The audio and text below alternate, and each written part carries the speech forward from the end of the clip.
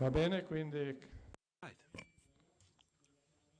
Dear friends, dear guests, if you could find your seats, we could begin. I'd like to thank you all for being punctual. 9 o'clock Monday morning isn't anybody's favorite time, but there we are. We had no choice because we really wanted to hear from the Minister, and the Minister really wanted to be with us, but also have lots of commitments outside of Rome, and after speaking with us is going to have to leave us. But I'd like to thank Minister Tajani for being so kind as to be here. I'd like to thank all of you as well, and to thank President Cox, Secretary General Despina, and the head of the Venice Committee, who is with us as well. We will, and Dr. Sabato, a judge from the European Court. We'll be hearing from all of you as well afterward. And then we'll have all the necessary time to have our discussions after that. But right now, it's important not to lose any more time and to give the floor straight away to Minister Tajani, who I thank once again for being with us here this morning. Thank you. Good morning to everyone. Welcome to Rome, my city, my hometown. I'd like also to welcome you on behalf of the government, all the members of the Monitoring Committee of the Parliamentary Assembly of the Country of Europe, President Cox, and Vice President Gardini. I'd like also to thank Mr. Fasino for having brought the committee to Rome. We've been going to Strasbourg for so many years in different assemblies, and yours and others, and I'm very grateful to everyone for all of the work that has been done in the interest of the 46 countries that are members of the Council of Europe. Italy and this government supports with great conviction the role of the Council in human rights, all the more so at a point in time which is as difficult as this one, with two wars underway on the borders of Europe, but also taking account of all the other wars being fought elsewhere in the world, wars which unfortunately we do not speak enough about. I wanted to thank you for having put the spotlight on the situation in Nagorno-Karabakh. Even if we don't have enough news about this in our newspapers, it's not on the front page every day, even if we do occasionally read something. And the choice of Council's instruments for respect of human rights is an important choice for this meeting. It's a subject of extraordinary relevance today. Concerning Nagorno-Karabakh, we in Italy worked to bring about mediation between the two countries involved, Armenia and Azerbaijan, trying to encourage dialogue. But our attention is drawn to human rights, in particular, the situation in Russia. Russia needs to be made aware of the consequences of its war of aggression against Ukraine. These are very serious crimes which are being committed.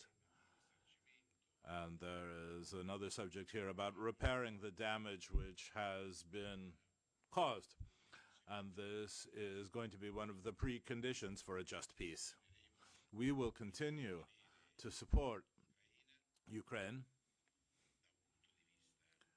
from a military, civil standpoint in terms of support to its population.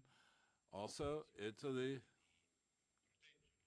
also intends to protect Ukraine's cultural heritage.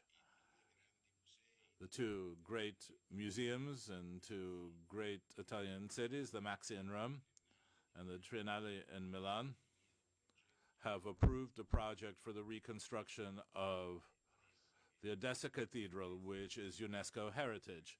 And the United Kingdom is also following this initiative, and we are deeply committed to it. Also, this idea of protecting cultural heritage during this winter. We have to see with specific attention, as we have in previous years, the situation of the civil population. Ukraine cannot be taken hostage by the situation of its general population. In winter, we sent tons of electric material, for instance, last winter, so as to reconstruct the electric network that had been destroyed by Russian bombing, so as to allow the civil population of elderly people, of women, of children not to suffer and to die from cold.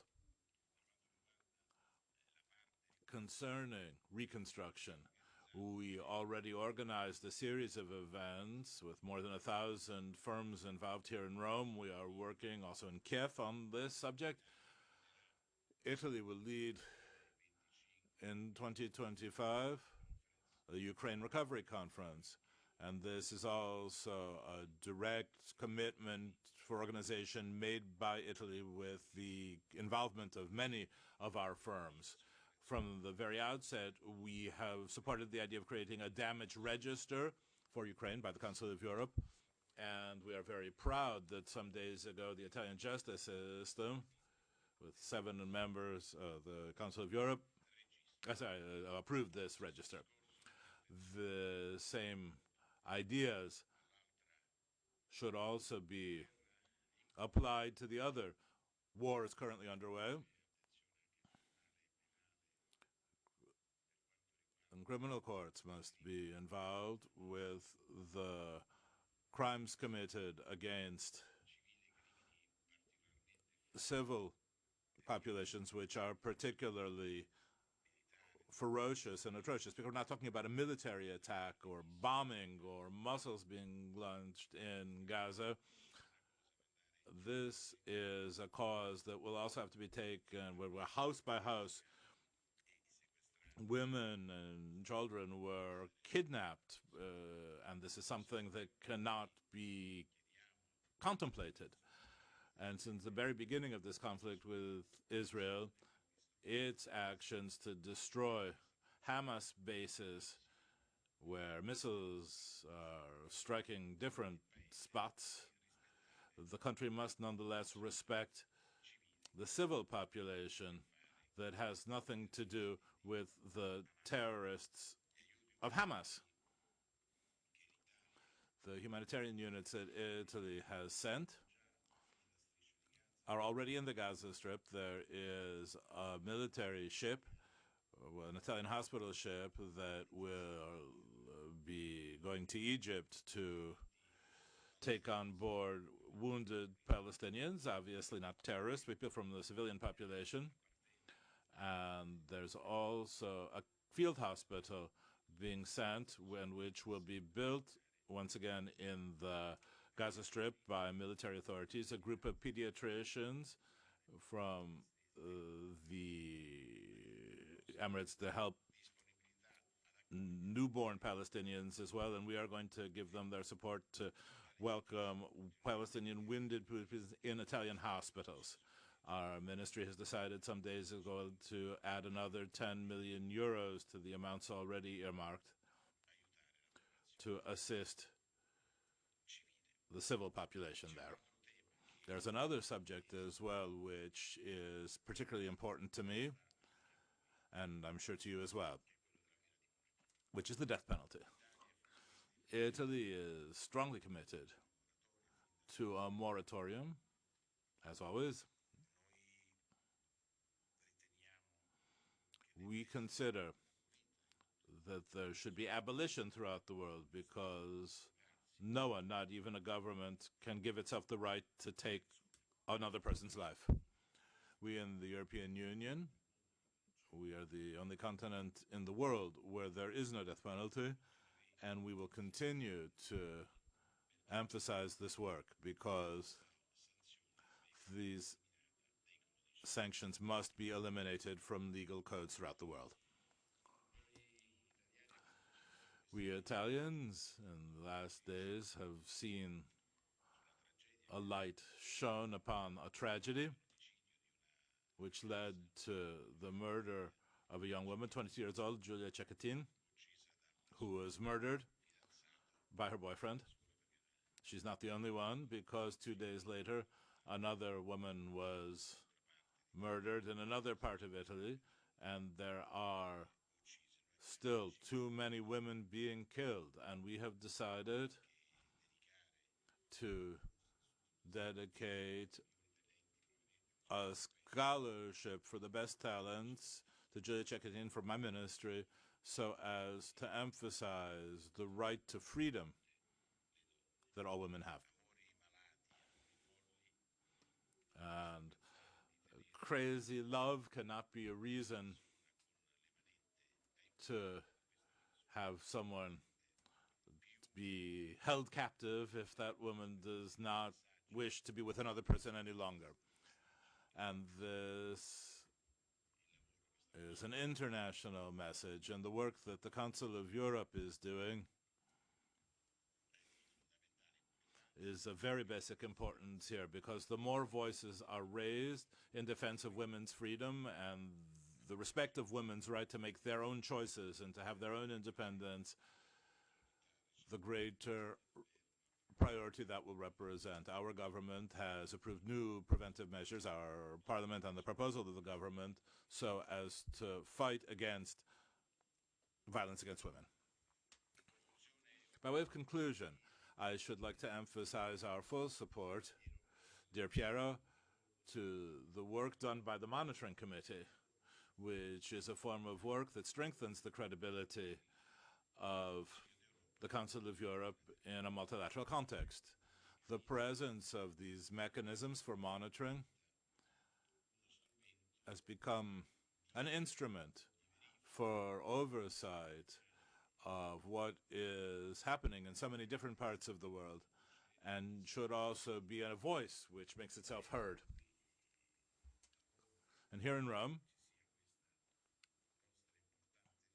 where your very important meeting is being held, so as to denounce everything which, unfortunately, is still happening in the world. It would seem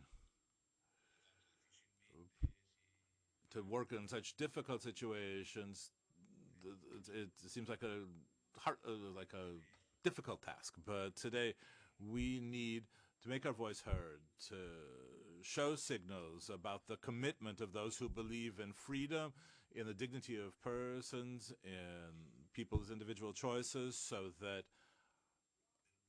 human rights no longer be trampled upon in the world. Ongoing daily work is necessary for this to happen. And you, by making your voice clearly heard, can make a very decisive contribution to this. The European Parliament is also doing this with its many initiatives, but the Council of Europe, which is an organization which also has member states outside of the European Union, can do it even more. We are very grateful for this. Please know that you can always, always count on Italy's support, because we put in the center of all of our actions the central and decisive role of human beings, of their freedom and their dignity, which no one can take away from them and which no one has the right to remove. I wish you very successful work here. Thank you very much for having chosen to come to Rome. Please know that in Italy you will always find our doors wide open to you. Thanks to all the members of the Italian Parliament who are part of this group, which is of such great importance for the defense of our values, but thanks also to all of the other members of the Italian Parliament who are doing their work in the Council of Europe. To all of our friends, our guests, I wish you a warm welcome, and I hope you will have very successful work defending our shared values, which we are all committed to. Thank you very much. Have a lovely day. Grazie, grazie Ministro, grazie. Thank you very much. Thanks for being here. Thanks for those words. I know that this is a day full of commitments to you in Milan and in Lombardy. We know that you have to leave. Thank you very much for being here. And the members members of Parliament of the 46 states of the Council of Europe, we can also appreciate this testimony in favor of our work. Thank you very much. Have a good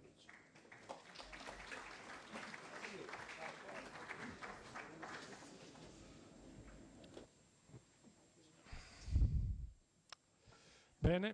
Very well. We can start our work. On behalf of Ms. Gardini, who's chairperson of the Italian delegation, I'd like to thank all of you for being here. Members of the Italian delegation, members of the monitoring committee, and our guests who are with us this morning to participate in this open public session, which we're about to get underway. Thanks once again to President Cox, to the Secretary General, and to all of our guests.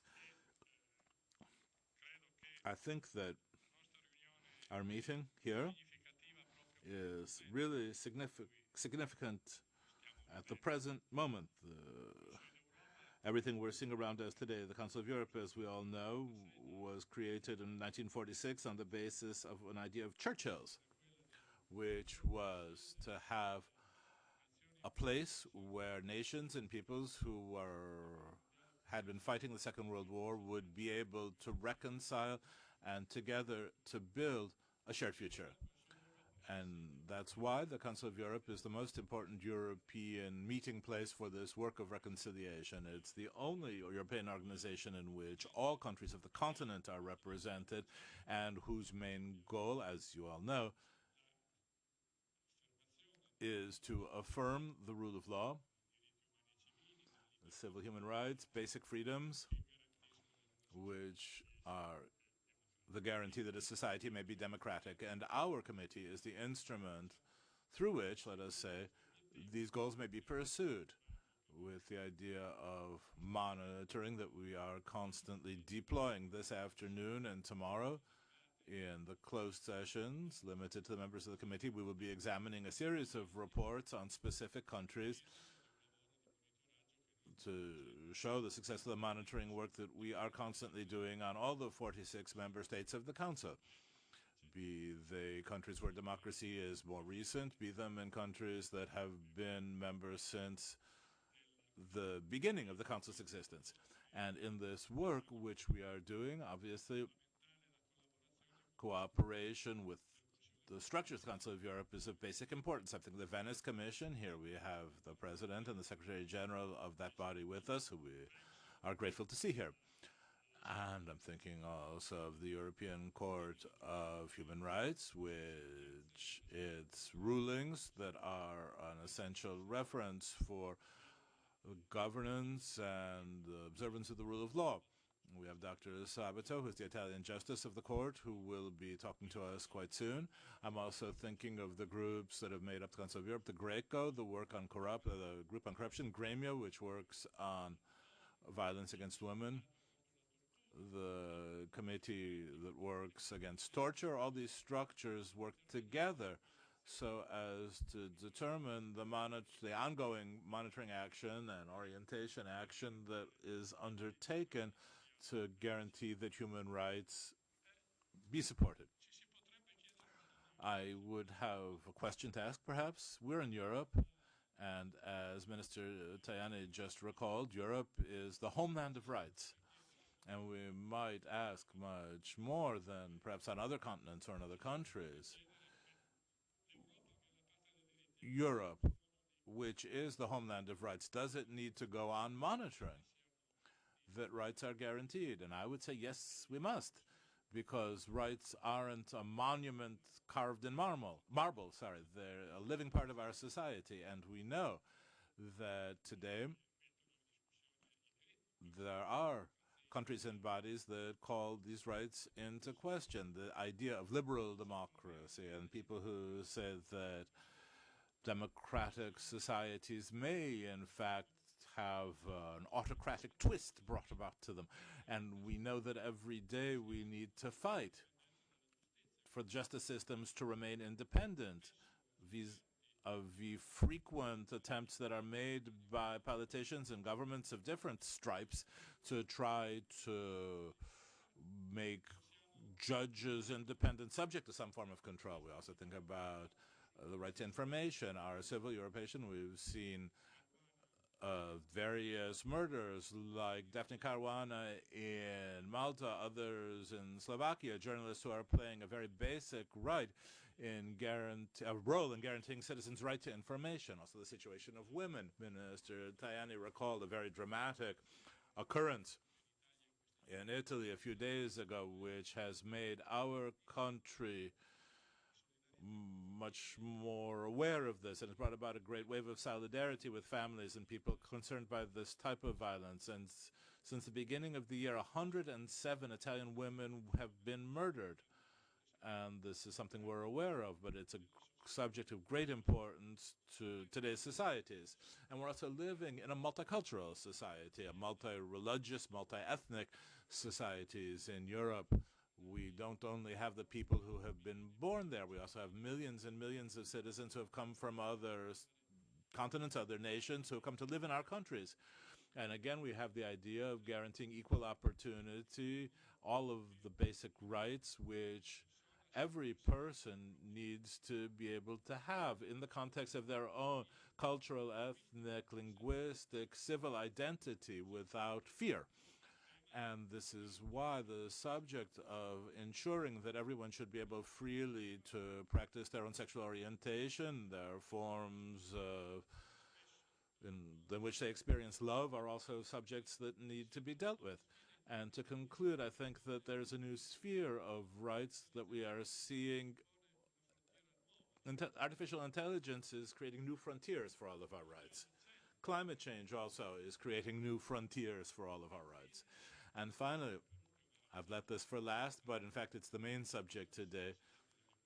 Rights today are also under attack from wars, which are at our own doorstep. Think about Ukraine, think about the Middle East, think about the tragedy that we're seeing in Nagorno-Karabakh, that the Armenian people are experiencing in that region. And often wars are the base of the fact that rights are not being respected, especially when wars break out exactly where we have these problems, where rights are being denied.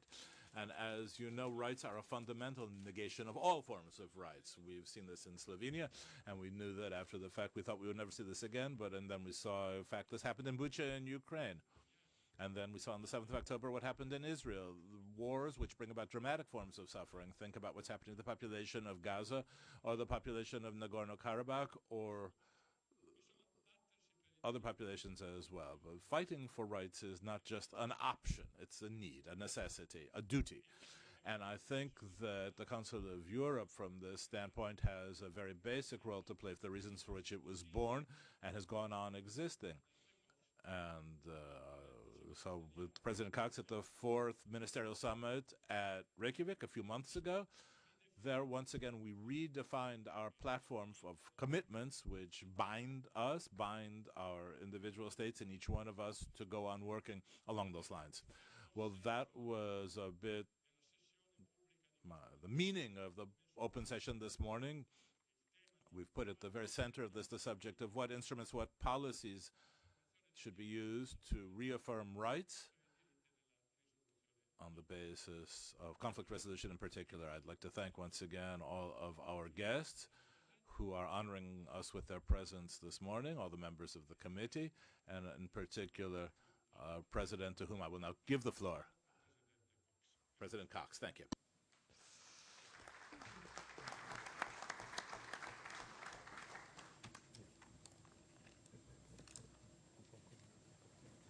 Thank you so much, Piero. Thank you very much for inviting me to participate in this conference and later on in the meeting of the Monitoring Committee of the Parliamentary Assembly of the Council of Europe. I'm really honored. And we are meeting, as you said, and the Minister said as well, Piero, we are living in challenging... Maybe we have a problem with the micro. Micro? Non sento. No? Can you understand, hear me now? Yes? Yeah. I come from a... Do you hear me now? Yes? I come from a big family, so I learned to shout, but I thought now being here with you, I can be a bit more decent, and but I'll do my best. I will restart. Thank you very much for inviting me here today on this, in this conference and later in the meeting of the Monitoring Committee of the Parliamentary Assembly of the Council of Europe.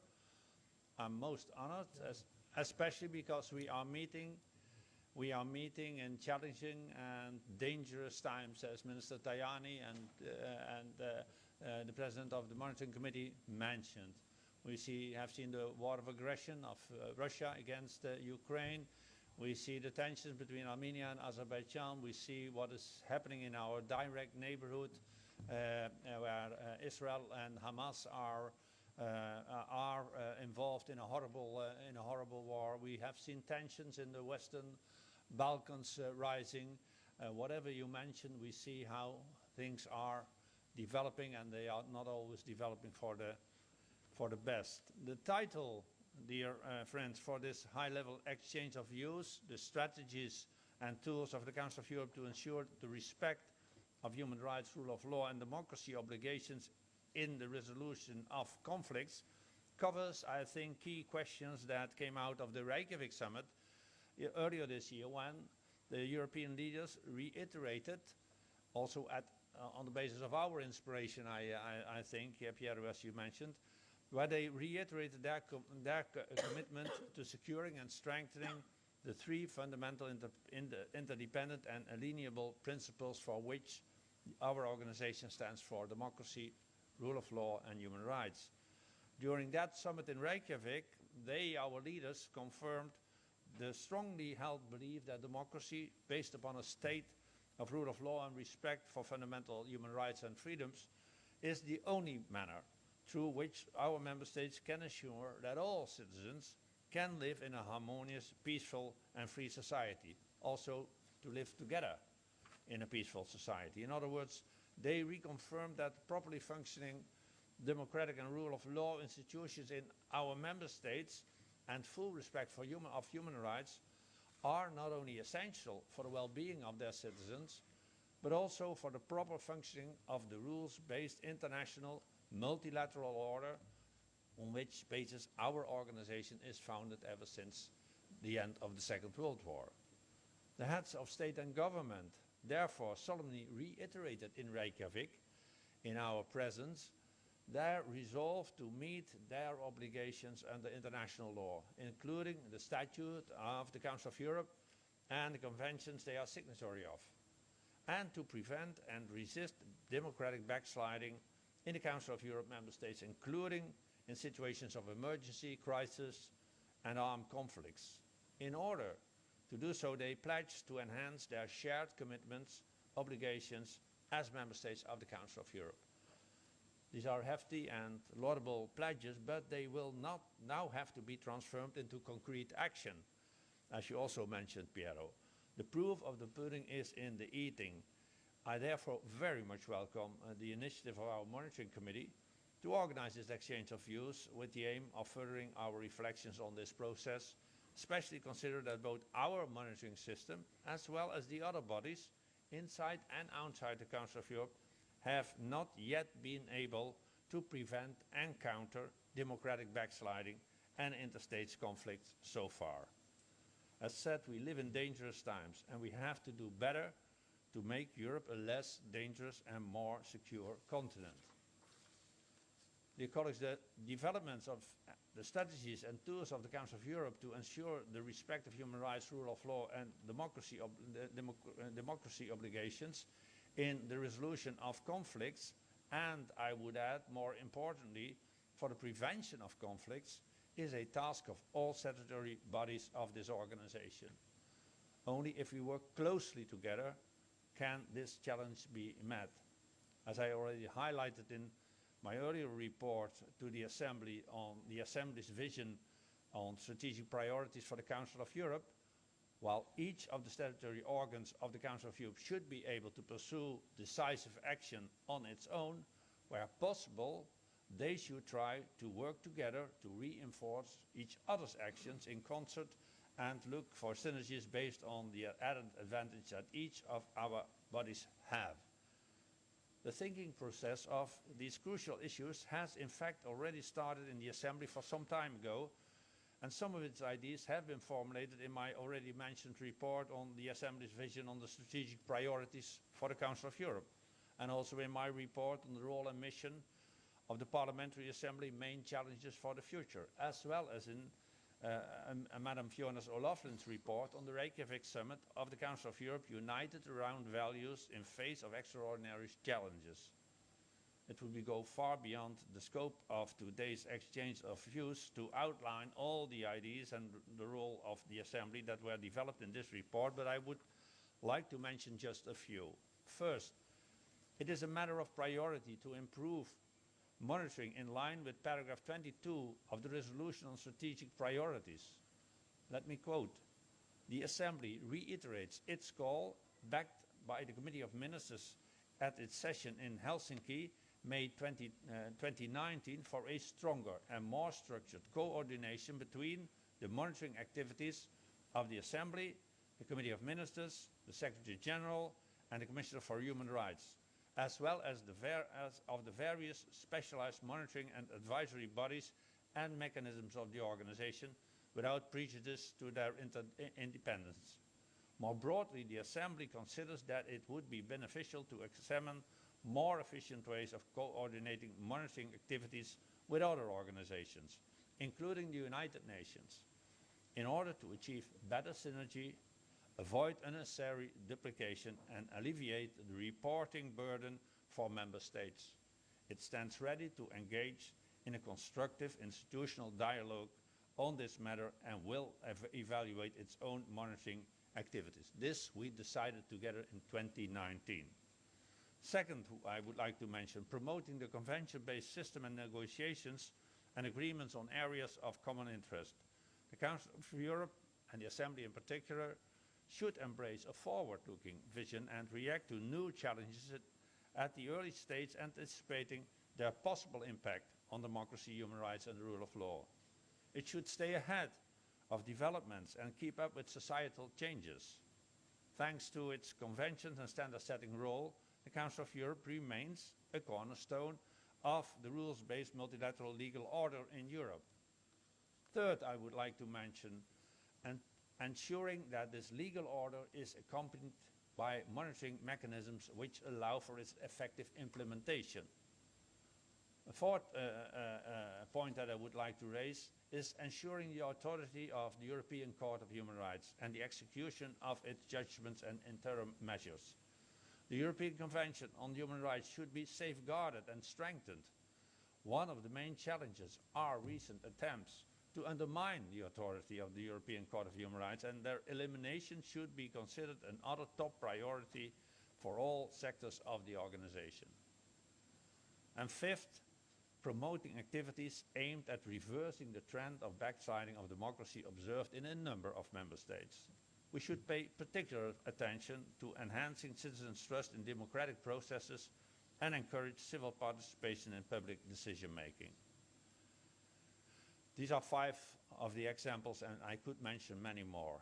In the context of this meeting, I should underscore that a key instrument of the Assembly to ensure the respect of human rights, rule of law, and democracy obligations is its monitoring capacity, especially through its monitoring committee and the mechanisms it has at its disposal.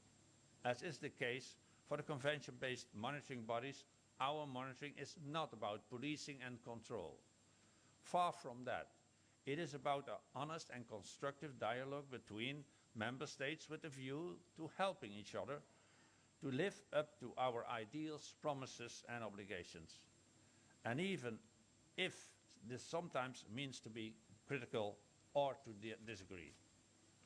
There is, however, another key aspect of our monitoring capacity that we have often overlooked and underdeveloped, namely its capacity to function as an early warning system.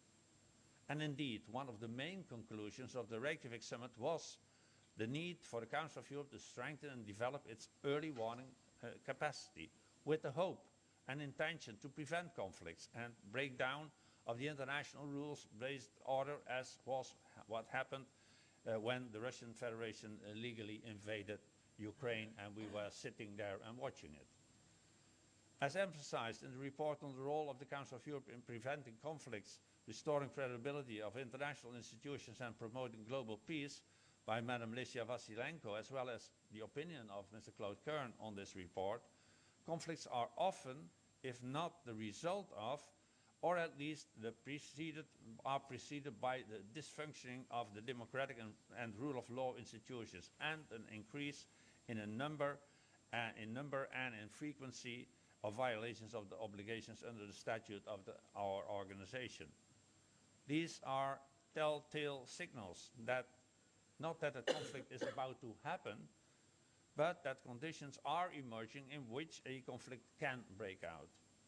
And as Claude Kern outlined in his opinion, this committee has done a remarkable job with providing unequivocal early warnings for conflicts and breakdowns in the rules-based international order in our past reports.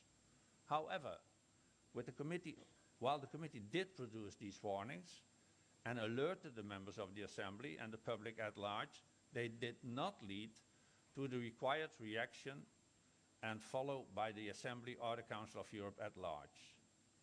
In our resolution 2525, the Assembly therefore decided to, and I quote, strengthen the capacity of the Monitoring Committee and the Political Affairs Committee, in particular in terms of early warning in line with the conclusions of the 2023 Council of Europe Summit, and to consider mechanisms to ensure that due account is taken to such early warnings. I therefore welcome the decision of the committee to explore how it can strengthen this early warning component of its work, of which this exchange in views is part, and also investigate how it can ensure that these early warnings indeed receive the required attention and follow-up by the Assembly as well as the other bodies of the Council of Europe.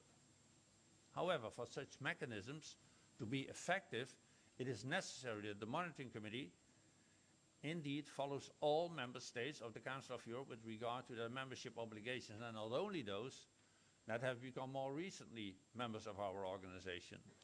The committee made an important step, I think, in this direction when it was decided to prepare reports on the honoring of membership obligations in the member states that are not under full monitoring procedure or engaged in a post-monitoring dialogue.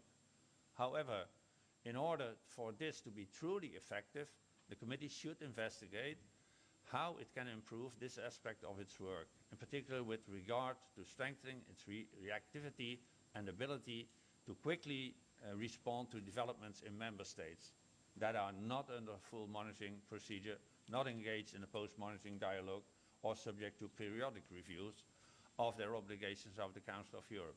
And I understand that this is indeed on the agenda of the committee. However, if warnings are given, they need to receive an appropriate reaction by the Assembly and other parts of the Council of Europe. Until now, I'm sorry to say, but this has not taken place consistently and coherently, as unfortunately underscored by the tragic, unprecedented escalation of Russia's aggression towards Ukraine into a full-scale military invasion. As noted by Claude Kern, the Assembly, and indeed the Council of Europe as such, needs to develop a clear toolkit for assisting cooperation and increasing pressure on states when they are found to be lacking in their honoring of membership obligations. Three criteria, in my view, are crucial in developing such a toolbox. First of all, the tools and responses should be flexible in scope and effect to allow proportionality as well as timely and effective implementation. We should document best practices, but also be ready to be creative and develop new mechanisms. Secondly, such tools need to be credible. While we should foster dialogue, we should pursue compliance. We should at all times seek dialogue and cooperation with a view to ensuring that states live up to their membership obligations in the field of democracy, the rule of law and democracy. But at the same time, dear colleagues, for such a dialogue to work, we should be able and willing to react decisively in the event of prolonged and willing violations of membership violations. Only when we are credible, we can assure long-term compliance. And that brings me to the third criteria. our tools should be coherent, not only with regard to the different violations and member states, but also among the different statutory bodies of the Council of Europe. And here I return to what I have said at the start of my intervention. While each of the statutory organs of the Council of Europe should be able to pursue decisive action on its own, where possible, they should try to work together to reinforce each other's actions in concert and look for synergies based on the advantage that each of our bodies have. I have made this coherence and the close cooperation between the Assembly and the Committee of Ministers, while respecting the sovereign independence of each of these bodies, one of the hallmarks of my presidency of the Assembly. This close cooperation is especially important in the field of ensuring compliance of member states with their obligations towards the Council of Europe. Here we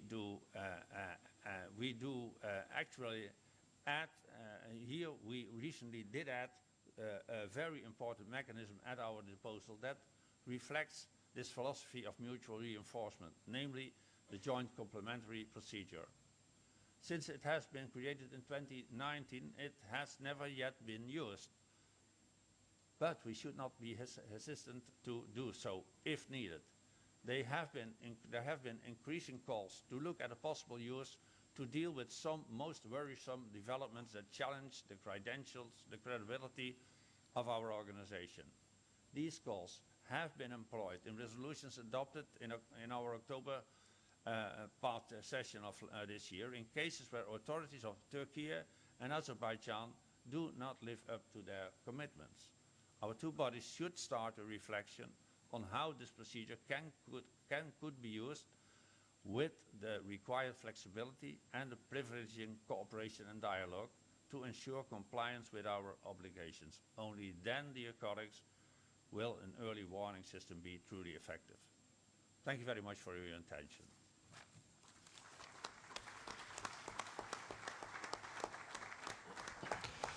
Grazie Presidente. Allora adesso Thank you very much. Thank you, President. Could I just remind you of the order we'll be following? This session of the Monitoring Committee is open. I'd like to thank our guests. I see several representatives, several diplomats based here in Rome. Thank you very much for joining us this morning. And today we will have this open session right to the end of this morning, this afternoon. Pursuant to our rules, we'll have an in-camera session, and we'll be dealing with the reports on various countries. Our proceedings will continue tomorrow morning and tomorrow afternoon. This afternoon, the committee will be received by the President of the Republic, and he will be delivering a speech. We will also hear from the Speaker of the House. I would like to thank him for the hospitality which has been granted to us here. He's out of Rome this morning, but he will be here this afternoon to welcome the committee. I think that we can start our session. We will have a number of speakers. We will have the chairperson of the Foreign Affairs and Defense Committee of the Italian Senate, Stefania Craxi. We'll have Raffaele Sabato, who is a judge on the European Court for Human Rights in respect of Italy. We'll also have the President of the Venice Commission, Madame Claire Basile-Mallory. We'll have Madame Boldrini, who's chair of the Human Rights Committee of Parliament, and we'll also have Mr. Giro, who will be representing the community of Sant'Egidio. And after that, we'll throw open the floor, and all participants will have occasion to take the floor.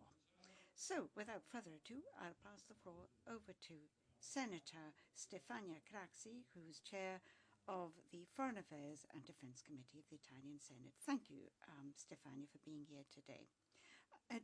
Defense as well, of course.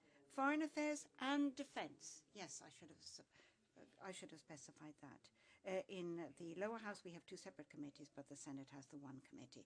Yes, colleagues, welcome on behalf of the Foreign Affairs and Defence Committee, which I have the honour of chairing. I'd like to thank Piero Fassino for the invitation to this to this meeting, which has very specific tasks. The Council of Europe is one of the most important international contexts. It's one of the most wide-ranging institutions to deal with human rights. Now, the birth of the Council of Europe immediately after the Second World War, although it has nothing to do with what we call the European Union institutions today, that Council of Europe is part of that idea of a wide-ranging, broad Europe, which was a great source of inspiration at the time. The participation of all these states are a very strong, solid unit. Each national parliament provides its representatives, but also its peculiarities. I've always believed a lot in parliamentary diplomacy between states, in exchanges, in freer conversations, in establishing relationships between different colleagues. This really has enabled us to ensure a whole center for the free flowing of ideas and exchange thereof. So I think that the Council of Europe is the forum of election to exchange views and share views regarding our values and our fundamental rights. And I agree with President Cox that the Reykjavik summit of the heads of state should be an opportunity to consolidate the Council of Europe, to protect democratic security and security of mankind in this very serious period where we have to contend with unforeseeable events. It is all the more important that multilateralism be consolidated in Europe. I know that you'll be dealing with specific reports on the Western Balkans. You'll also be discussing the dramatic situation in Ukraine, in the Middle East, in the Caucasus. And all these crises tell us the story of a Europe in which not only are human rights not respected, but incredibly enough, people are still fighting and dying on this continent. In Ukraine and Russia, well, both countries were part of the Council of Europe when the war started back in February 2022.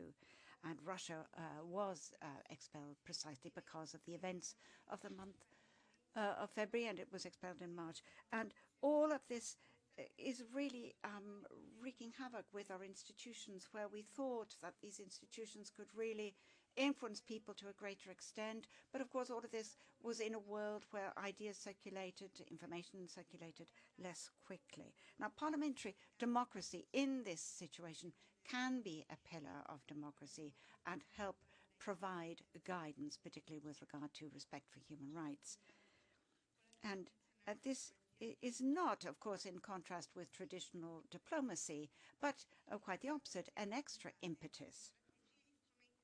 Now, with regard to the tools of the Council of Europe for settling conflict and for ensuring the rule of law and democratic values, well, I think that all of this must be at the heart of the activities of the Council, despite the difficulties encountered in a situation of war.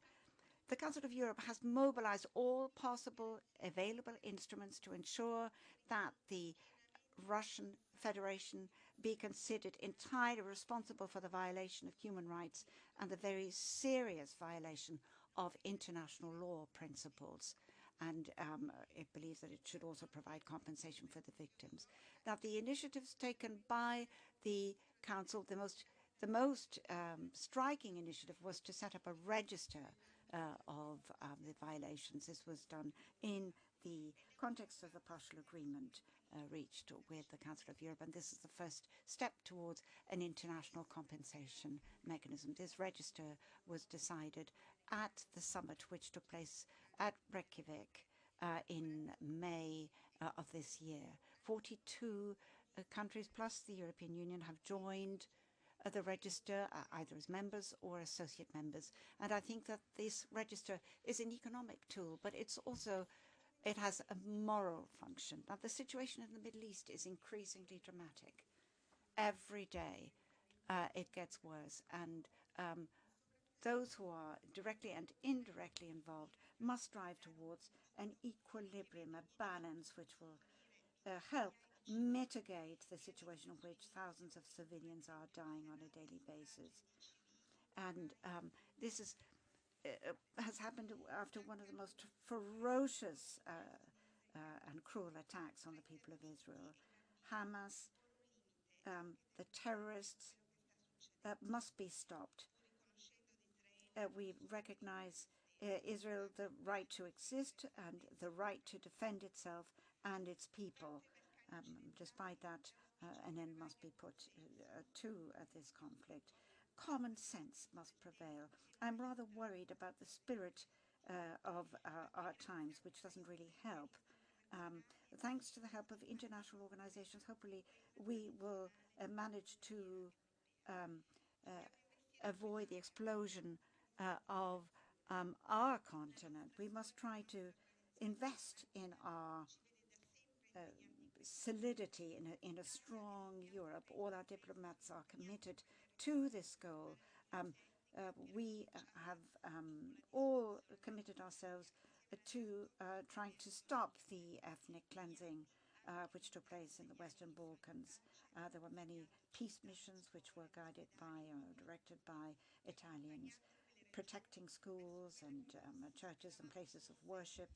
And we hope that we would be going towards a period of peaceful cohabitation in this way. We have to ensure that after the elections in Belgrade, that there be no political escalation. We don't want a conflict with Pristina. And I think that the work which is being done by the Council of Europe could be very useful indeed to understand and shed light on situations which are far from being clear and which are not well known to the public at large. And the leaders of many countries who are absorbed now in the conflict which is taking place in Ukraine and in the Middle East. Now, all of this must not lead us to neglect the need to mobilize efforts to solve already existing problems. We must also think in terms of what can be done to stabilize this world which is afflicted by so many crises. First of all, we have the Balkan area. This is an area for Italy and indeed for Europe. It's an area where we must really we must give priority to this area. The fact that the Balkans are becoming closer to Europe has been noted, but with regard to enlargement, the European Union has come into the picture, and it is looking increasingly like a global player.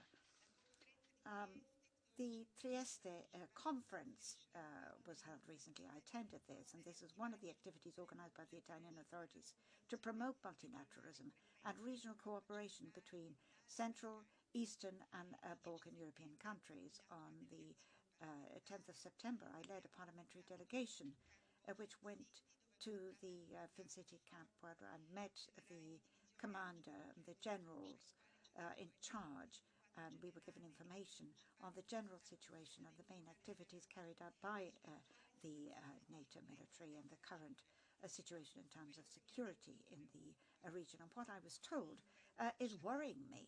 And allow me to conclude by referring with great pride to the commitment of our military forces in the area, the contribution of the Italians in the UN ECFOR force is the largest contingent. Since October 22, we were in charge of the mission. The Turkish authorities have just taken over, and the ECFOR force is working to ensure peace and stability and the safety of all the inhabitants of Kosovo. And what is quite clear is that what is happening in that area of the world now is very worrisome indeed and a cause for concern. Thank you very much, and I hope you enjoy your stay in Rome. Thank you, Stefania. So now we'll go on to Madame Boldrini, who is chair of the Committee for Human Rights of the Chamber of Deputies. And as you know, President Boldrini was also Speaker of the Italian Parliament. Sì, buongiorno. Good morning to everyone. I'd like to thank the chair of the Monitoring Committee, Piero Fassino. I'd like to greet the head of the Italian delegation to the Parliamentary Assembly of the Council of Europe, Ms. Gardini, with whom we work together in the Foreign Affairs Committee. I'd like to welcome the President of the Parliamentary Assembly of the Council of Europe, Tina Cox, all the rapporteurs, and everyone else who is present in the room today. I was very pleased, Mr. Fassino, to receive your invitation to be here today and to think about the respect of human rights, not only in conflict resolution, but also in our democracy, because it's true that we will always need assiduous monitoring.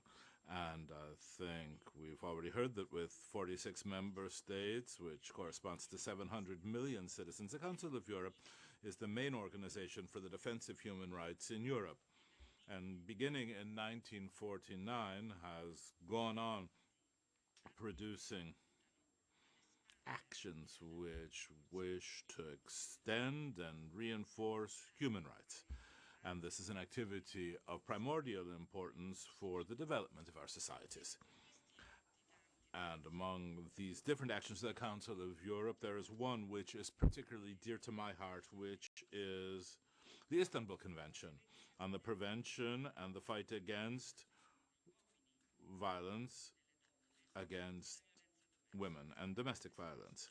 And this is an instrument of basic importance for all women who claim that their rights must be respected, as should be their freedom to choose. But the Istanbul Convention is not doing very well.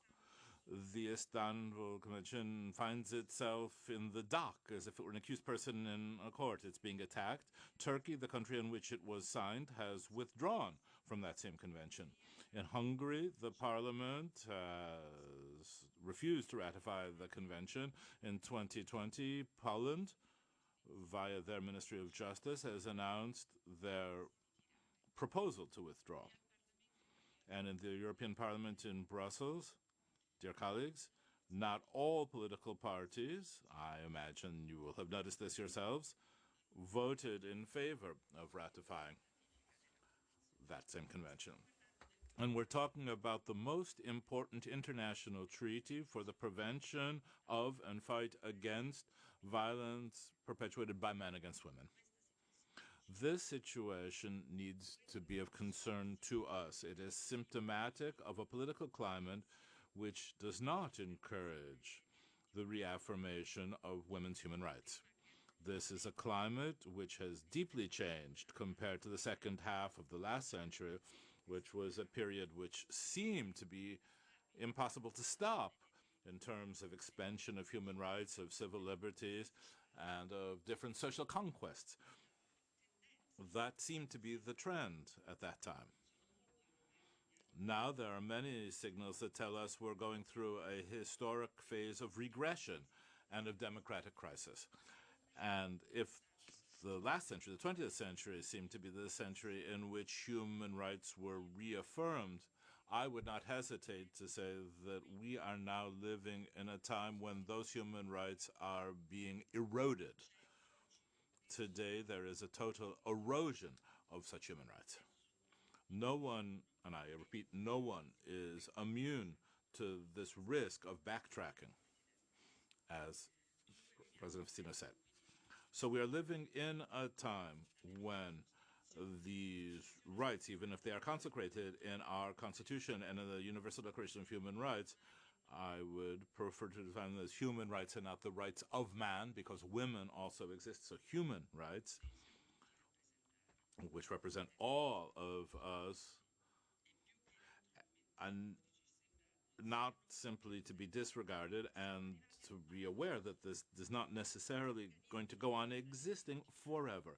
We're in a paradoxical situation where the different organizations and also individual activists, because we're all concerned, are being considered as something bothersome, something annoying by politicians and by part of public opinion, as if they were some people who are preaching to us on a moral level. And I'm not only talking about institutions, but I'm also thinking about women's movements, of LGBTQ plus people, of environmentalists, and of NGOs that are saving human lives at sea.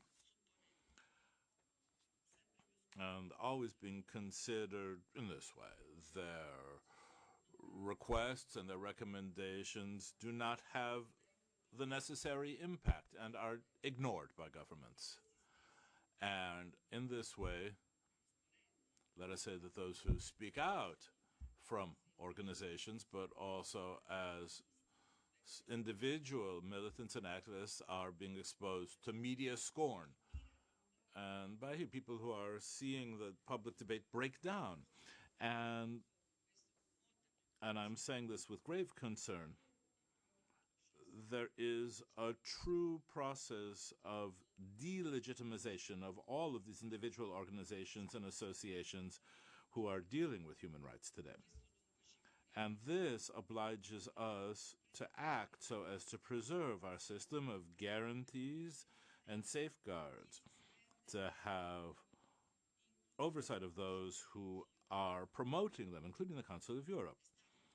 A new word has been coined, that is democrature, which defines political systems which are apparently and formally democratic, but whose governments are acting in such a way as to compromise those guarantees, those civil rights, and particularly the rights of women and of minorities, and which cast into doubt the effective separation of powers, which, as we know, is an absolutely necessary part of a true rule of law.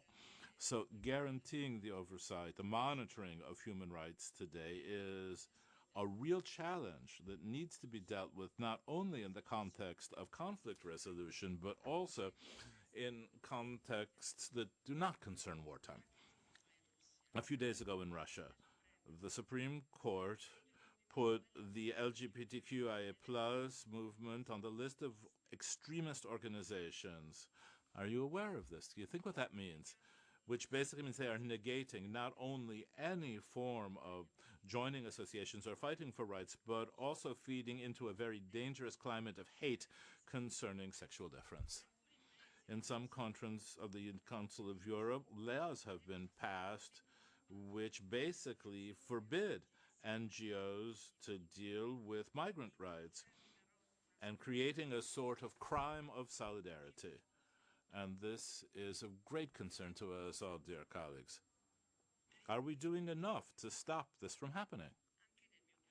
In my country as well, dear President, Italy, there is a campaign against NGOs that are defending the saving of human rights at sea. And I think that people who save lives need to be thanked, President Fontana. I'm sure you agree with me. They should be thanked because it's the thing the most important that can possibly be done, to save a human life.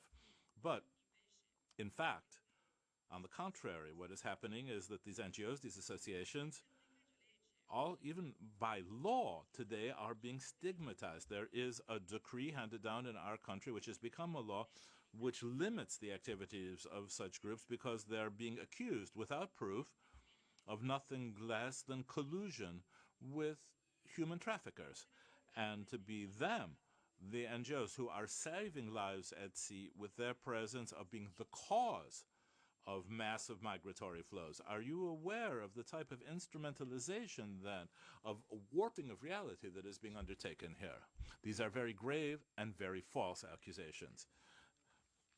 Mr. President, colleagues, human rights are being trampled upon and humiliated every time there is a war. This has already been said. This is happening in Ukraine, which is being attacked by Russia, and it's happening in the conflict between Israel and Hamas, which began since the pitiless invasion by Hamas on October 7th, which brought death and violence to Israel's territory.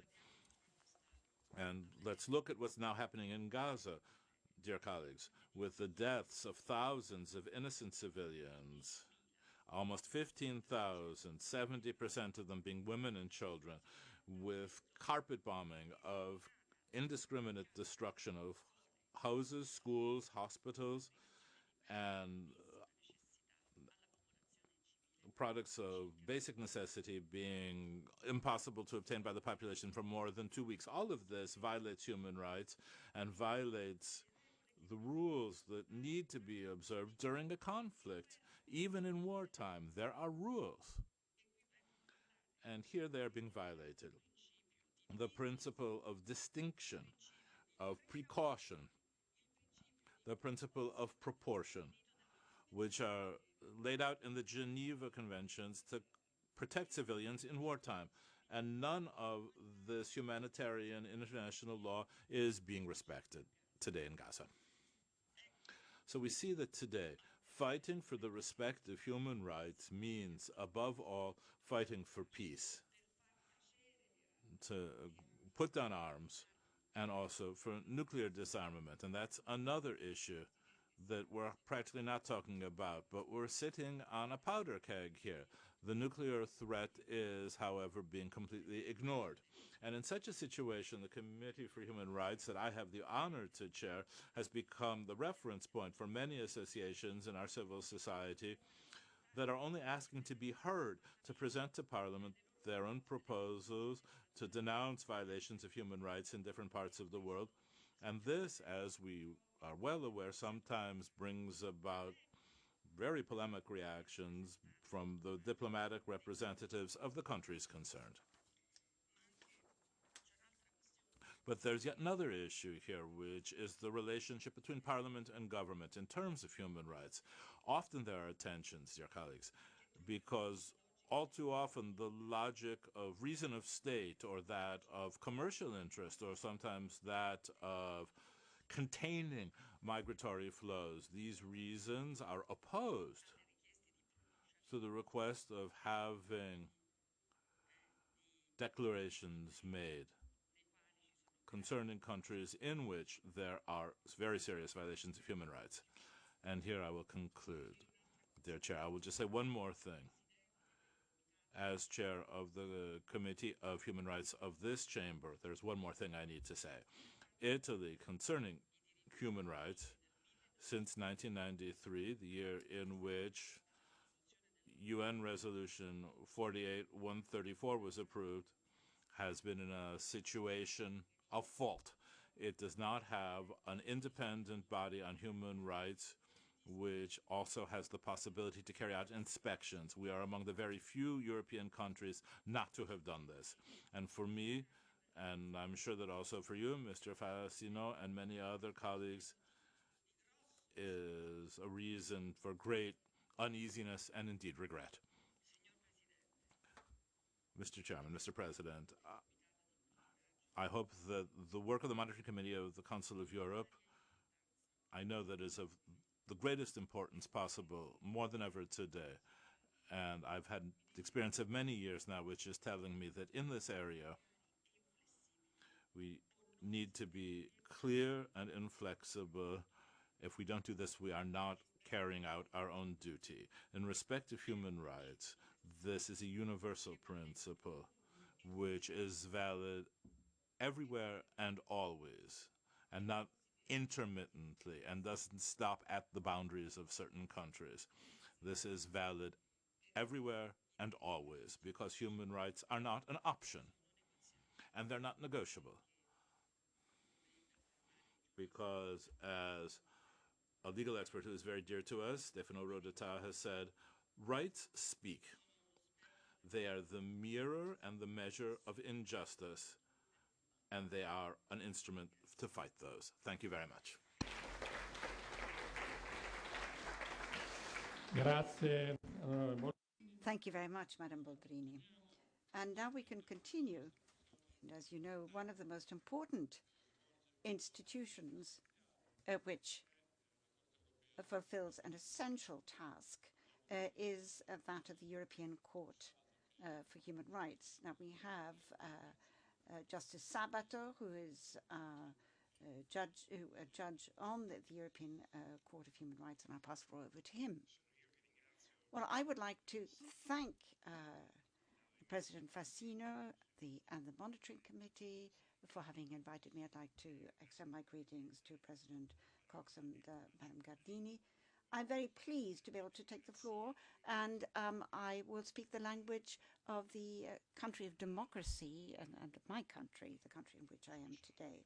Now, the court has a very special relationship with the Parliamentary Assembly, a genetic relationship. Article 22 of the Convention refers to the Parliamentary Assembly and its role for appointing judges. The Parliamentary Assembly has also elaborated on that principle of democracy by establishing ways and means to ensure full independence of judges who are elected. And I would like to make a couple of preliminary comments. First of all, the court does have the same respect for the Parliamentary Assembly. I conducted some research before I came here today, and over the past 12 months, the court has included in at least 14 judgments and decisions several references to the work of the Parliamentary Assembly. Now, most of these are in the Grand Chamber, and these are cases which are considered to be key cases and therefore at the highest level of importance. The second preliminary comment which I would like to make, to move on to the specific area of interest of the Monitoring Committee, has to do with a very close link between the statute of the Council of Europe and the tasks of the Parliamentary Assembly defined therein, and the execution of the judgments of the court. Now, when the statute was drafted, you pointed out that this was done back in 1949 with the Treaty of London. The statute only referred at the time in a very general way, this was Article 3, to the tasks of the member states. But it was then the Convention in its preamble and in Article 58 to establish a very close link, which cannot be severed, between the instruments.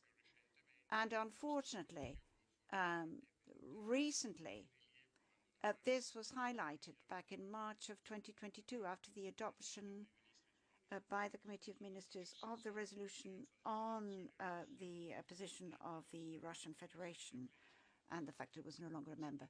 And our plenary session of the court, we had to adopt, pursuant to Article 58, we had to adopt our resolution to saying that Russia was no longer party to the convention 6 months after its the cessation of its membership.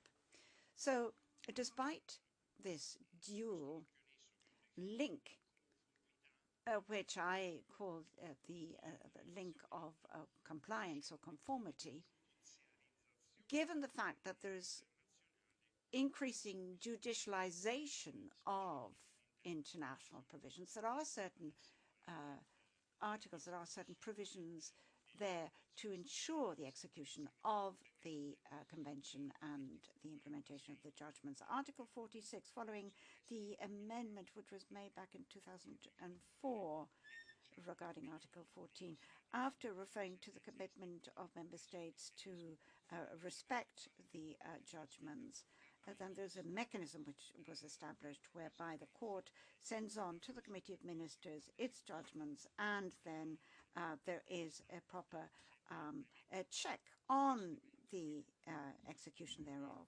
And unfortunately, sadly enough, there is a mechanism whereby if a country refuses on an ongoing basis not to honor its obligations, well, then the court is informed of the situation, asking for a so-called infringement judgment. And then there's a document which goes to the Committee of Ministers regarding the measures to be adopted. So this brings us back to the political sphere. There's a clear reference to the Statute of Council of Europe, which gives the general context and defines the obligations of member states. Unfortunately, between 2019 and 2022, this could not have been expected. The Grand Chamber of the Court had to express itself twice on these matters regarding two cases which are well known regarding Azerbaijan and Turkey. And once it was said that international law was a law without a court, but now we see that the creation of this international court, which has the greatest work burden of all courts, all international courts. So we have therefore established this link between our work and yours.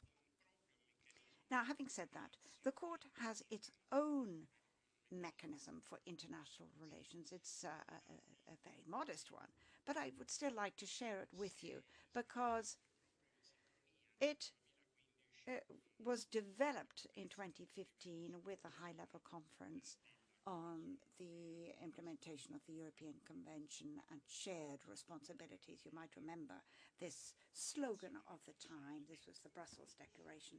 And that very year, the court established its own network of higher courts of the member states, with which exchanges are ongoing and judicial information is provided. So this is an informal mechanism which is a backup to your monitoring and the work of the Committee of Ministers to ensure in practice that there is subsidiarity and that the judgments are actually implemented. So there are 150 national courts from 45 countries who are part of this network and who exchange information on a regular basis.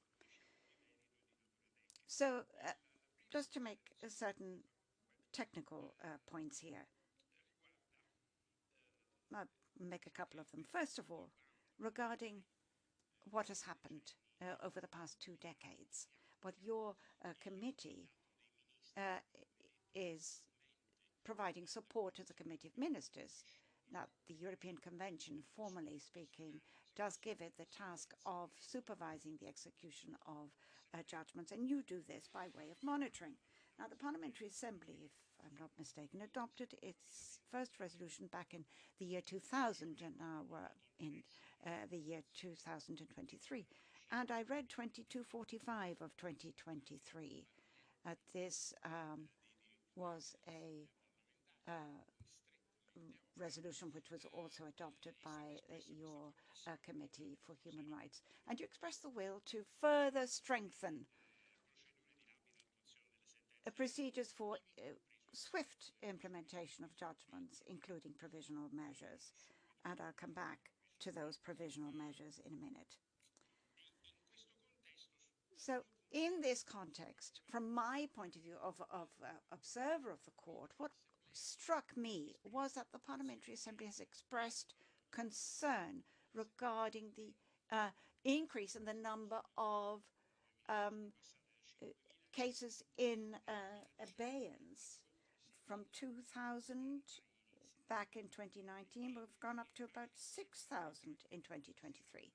And it's pretty clear to understand. We're talking about Ukraine, Romania, Azerbaijan, Hungary, and this is where we have the greatest number of cases where judgments have not been implemented, and Russia accounts for 70%.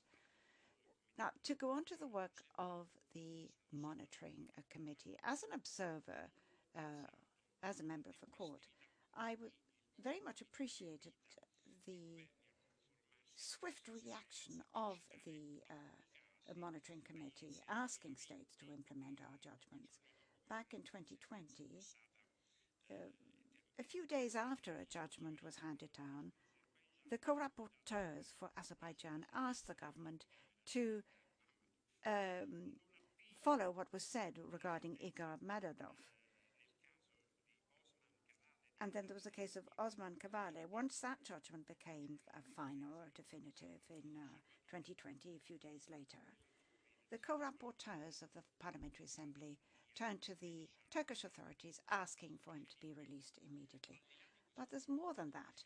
Apart from this task, which is to cooperate with regard to the implementation or immediate execution of judgments. I've also seen that your committee also sounds the alarm bell, sends out the first alert signals. Back in 2015, the co-rapporteurs for Russia already back in the day expressed their concern regarding the Constitutional Court's sentence, which basically prevented the European Court's judgments from being implemented there. So back in 2021, preempting judgments of the Court regarding Poland, the co-rapporteurs said that they were rather concerned about the decision taken by the Polish Constitutional Court, which also called into question the compliance of the Convention with domestic legislation. So in addition to those two tasks, so asking for the judgments to be implemented, or this early warning mechanism role which you have, I've also seen that your committee, and I appreciate this very much indeed, does provide information. And by the way, the court does rely on the language which you use in your text in our judgments. You do provide information. You produce information notes at the end of your study visits. The last point I would like to wind up on is a very specific subtopic for our meeting today, and that is conflicts or war. Now, the monitoring committee, when preparing our meeting today, I saw that a decision was taken to set up a subcommittee for conflicts, and there's a list of conflicts which are referred to, and bar one, Ukraine, which is a very familiar one, I see that the other conflicts are also being worked on. We've got the situation in Georgia, Cyprus, Nagorno-Karabakh, already mentioned this morning. Now, although this is not the session where we can go into detail regarding these conflicts, just allow me to make a few comments regarding how the court uses its own resources and the difficulties it encounters in availing of these resources and using them appropriately when dealing with conflicts. In the preparatory memorandum of the court, which was drawn up to prepare the summit of the heads of state and government in Reykjavik, which took place last May, there are certain paragraphs which were devoted very specifically to the procedures which are outstanding. Now, our President O'Leary summed up the position of the court regarding the most serious conflict and said that in using this residual competence, which the court has reinterpreted in the light of recent events in Article 58, the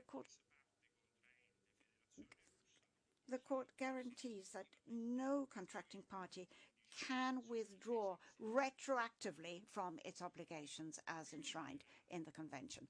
And then in more general terms, when dealing with court cases involving several states, there are more of them now. There are 15 of them, 19 appeals, 14 out of 15 have to do with conflicts between states, 7 involving the Russian Federation. These are particularly difficult cases because of the legal complexity, but also because of the practical situation. They require a lot of resources. These cases lead to a whole series of individual questions which are to be added to the appeals brought by the states. Now, regarding Russia, Ukraine, Armenia, Azerbaijan, and Georgia, Russia, we have 9,600 of them. Now, there are hearings for interstate cases. Now, we have one on the 13th of December next week, and then another one in the spring of next year, both concerning Russia. And could I wind up on our work burden? Now, the work burden of the court is huge. It's the international court with the greatest workload in the world. In a way, we're proud of this. At the beginning of November, we had 74,000 cases which were brought before the court, over that figure, which is really indicative of the situation Europe is going through. We received over 28,000 appeals in a very short period, in maybe 3 years. Russia, Turkey, and Romania are the main countries concerned. 70% of cases were dealt with by a 3-judge panel. And there was one point made by a previous speaker to backsliding. There is a crucial problem which we've seen in our jurisprudence, in our case law too. Could I just mention 3 judgments: Octayantan versus Turkey, a case Tulea versus Poland, and then one final case versus Turkey, which is a PIDA case and which hasn't been finalized as yet. Now, your committee plays an extremely important role. And earlier on, I mentioned the fact that you are an early warning mechanism as well. And this often comes into contrast with one of our provisions, which is Article 39. Now, here, the court, every now and then, every quarter, draws up an aggregate list per country and per request, which have either been accepted or rejected. Now, I submitted a text in English to the Secretariat. There are statistics in that text. I think it's important that there be a clear relationship established here, because your sources of information are not usable for us to take certain provisional measures, but other activities carried out by the committee would. Thank you. Una serie di informazioni che credo siano molto utili alla nostra discussione. Thank you very much. And thank you for those points which are helpful.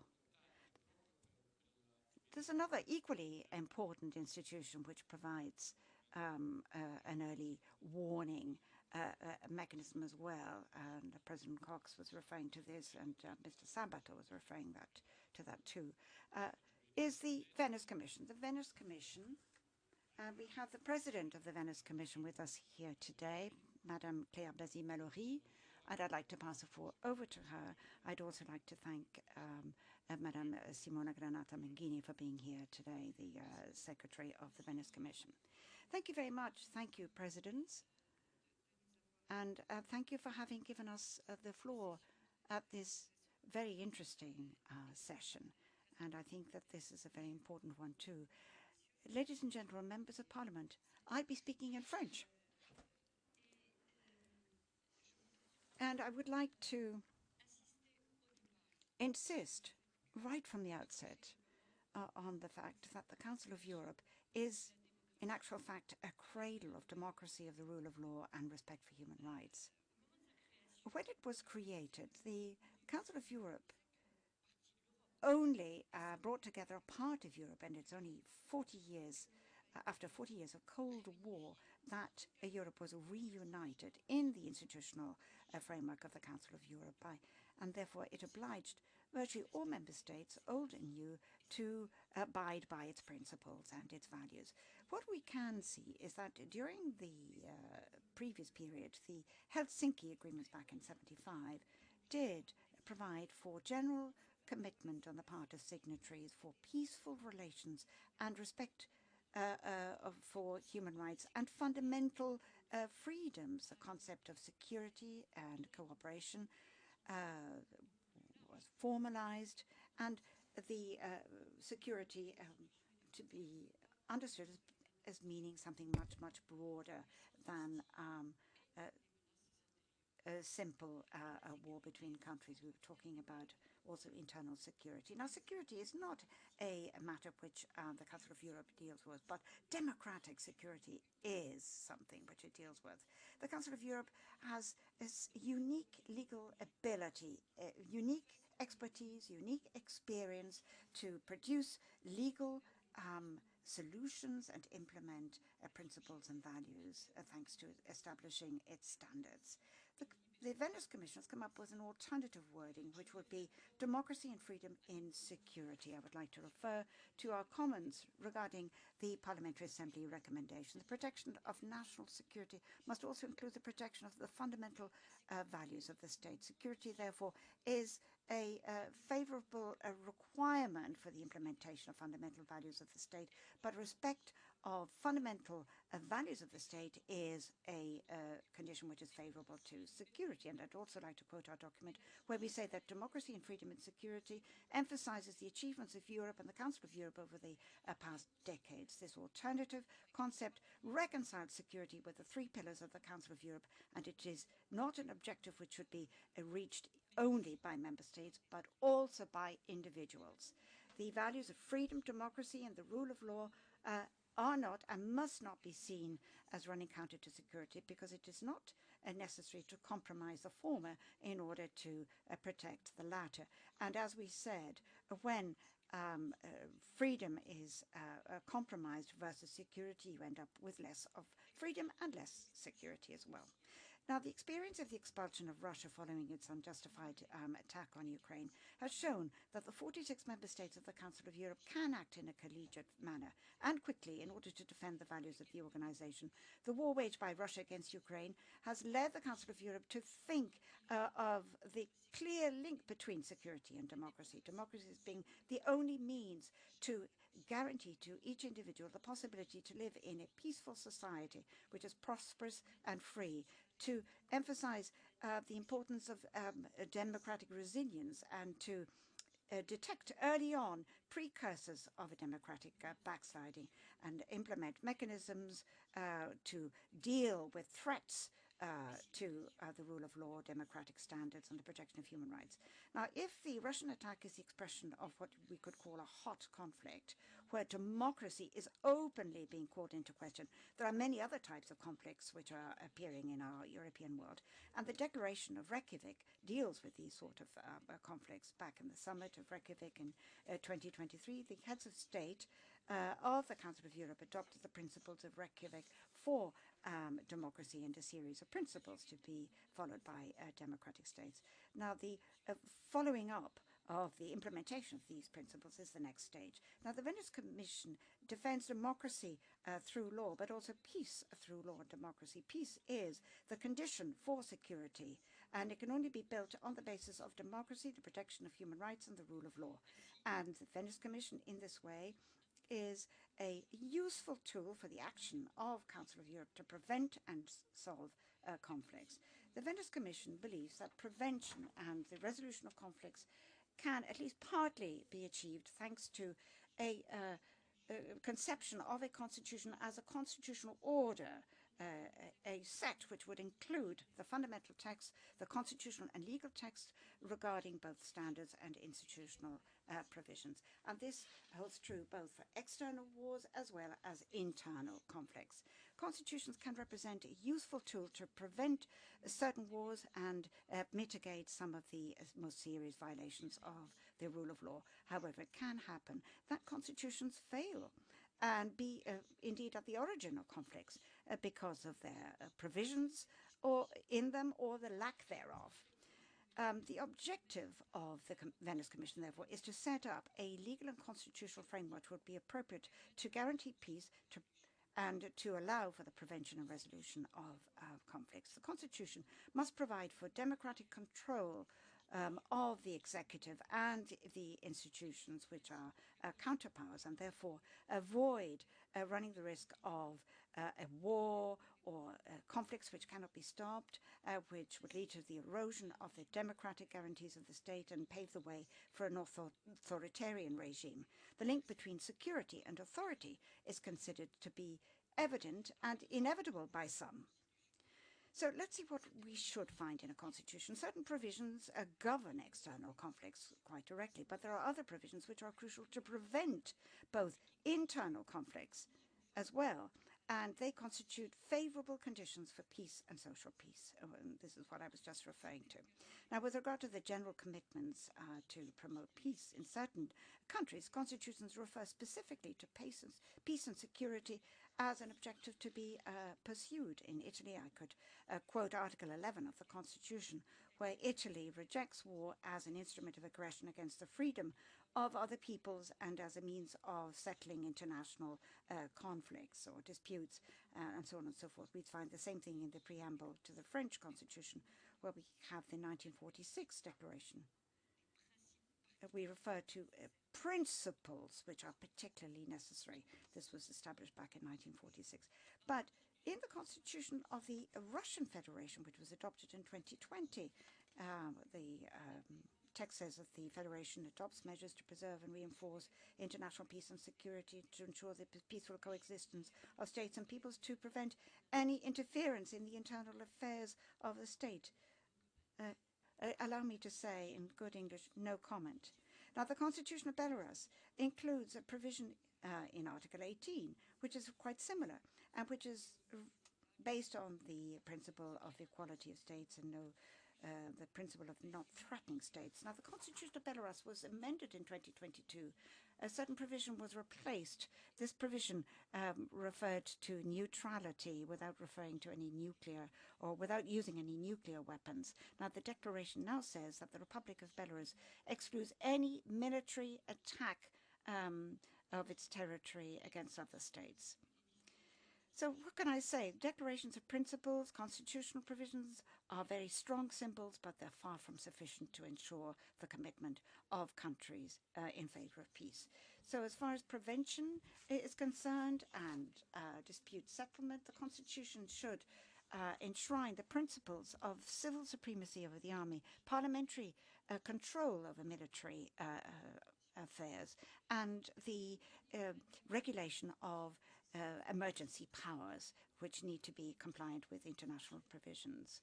Now, the Venice Commission has analysed all of this: emergency powers, protection of democracy, the rule of law, human rights in emergency situations, democratic control of the armed forces, democratic control of the security and intelligence services, guarantee humanitarian aid, and protection of human rights in occupied territories. So the fundamental constitutional principles, the rule of law, democracy, and the protection of human rights can not only contribute to preventing war, but also ensure that the search for victory in a war does not lead to the erosion of fundamental constitutional values such as human dignity, democracy, the separation of powers, and the primacy of law. And once a war has started, the principles of equality, proportionality, need, and the temporary characteristic of the measures taken must guide any actions undertaken. So democracy, the rule of law, and human rights need to be protected before and after conflicts. A democratic constitution should also be a basis to prevent or find a peaceful solution to political questions and controversies, as well as economic, ecological, health, ethnic, and religious ones, thanks to basic provisions in a constitution, but also thanks to an institutional framework, the appropriate provisions regarding the separation of powers, the balance of powers, and the independent authorities guaranteeing these. Now, the provisions regarding freedom of religion, non-discrimination, freedom of expression, protection of minorities, decentralization, all of these are essential.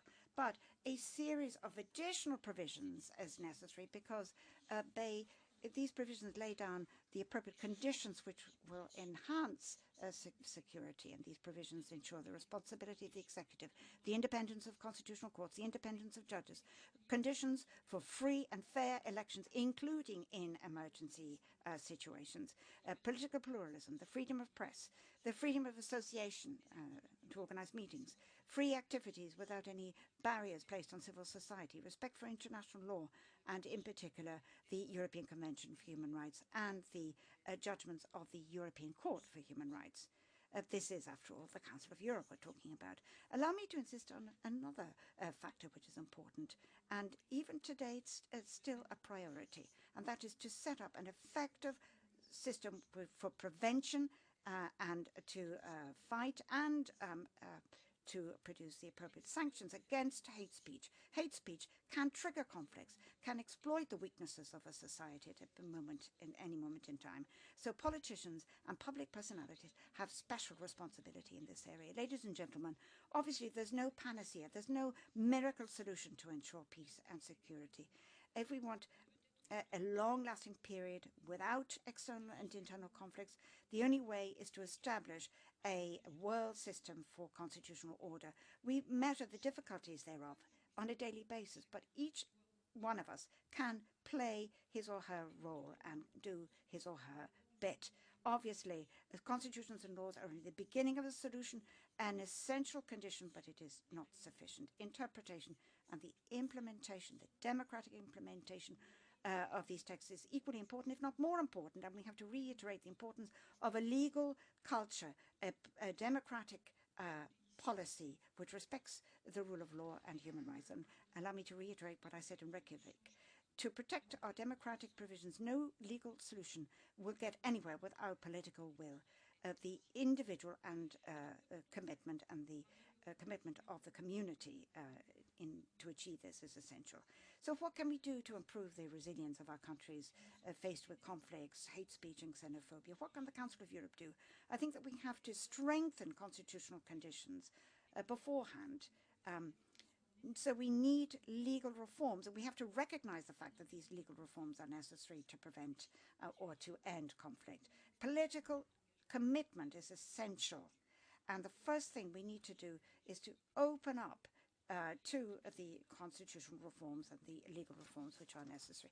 As the Commission said at the beginning of the pandemic, when everybody's attention went towards using emergency powers, the rules to share out the powers, the waivers which were accepted in terms of the enjoyment of human rights, all of this must be decided before the emergency situation is established, in a period of normal democracy without being subject to the pressure and to the emotions which fly high in a situation of emergency. So an external conflict which doesn't have a direct impact on our states might be considered to be the same type of emergency.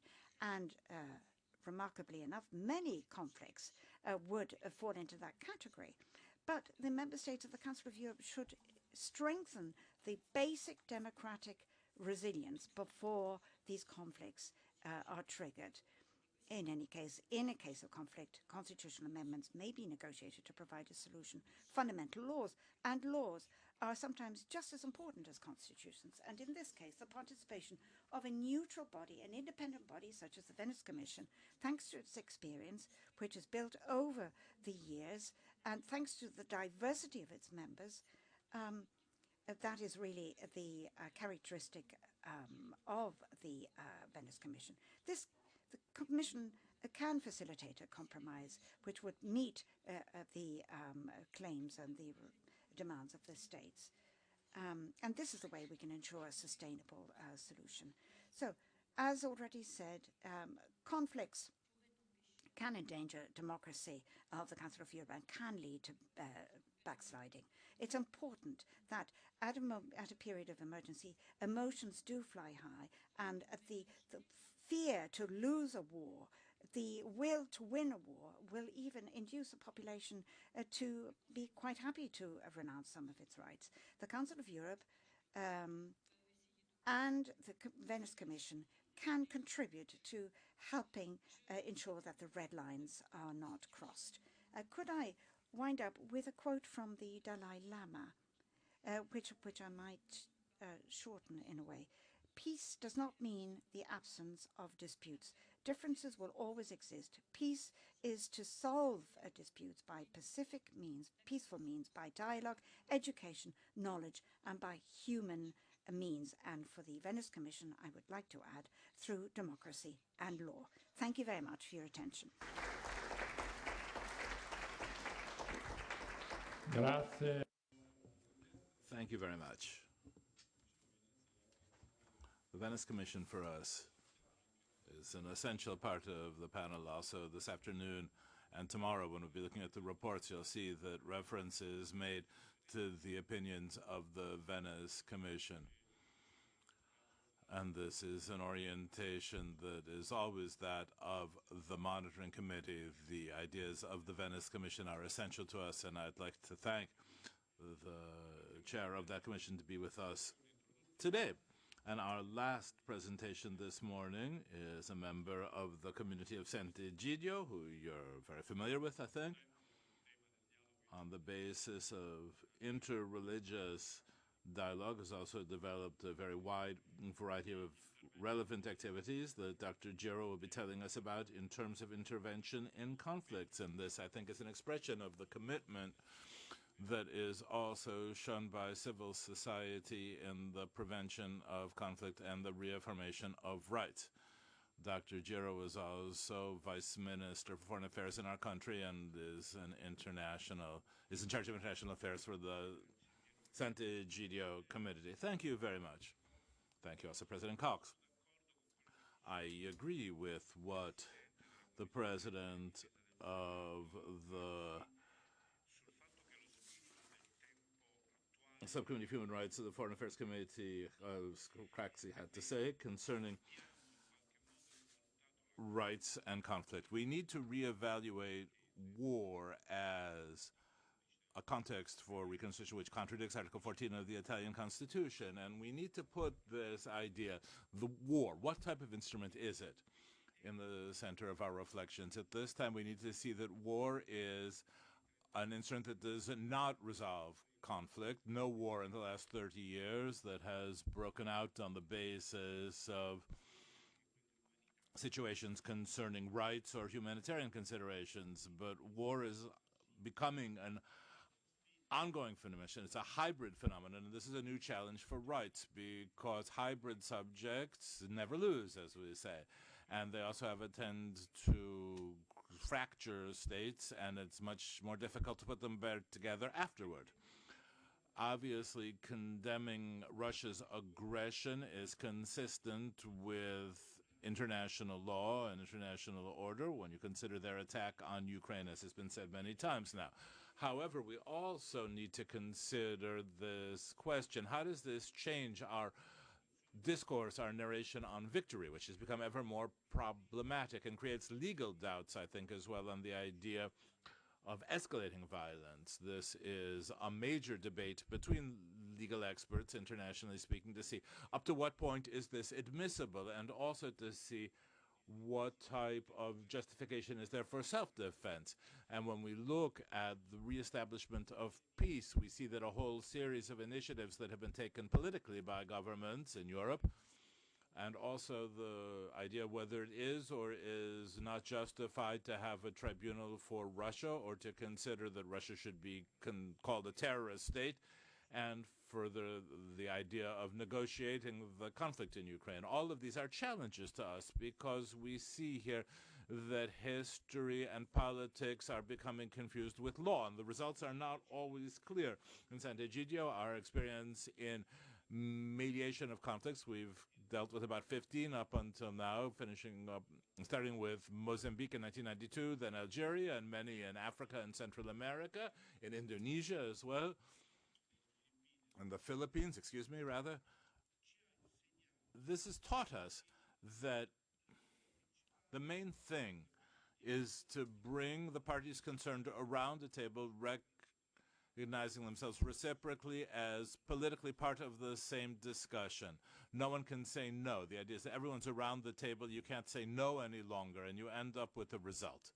It's not absolutely inevitable that sometimes you have structures that are too heavy and too contradictory, too institutionalized in a conflict, and that could create very serious situations which can't be resolved. But what we have seen, we need to see that mediation should not be a court in which we accuse each other and see who is right and who is wrong, but rather to have conditions for a dialogue. What you need is to have these negotiations themselves be the place in which everything is progressively put on the table and discussed, and to arrive at a higher level of reason.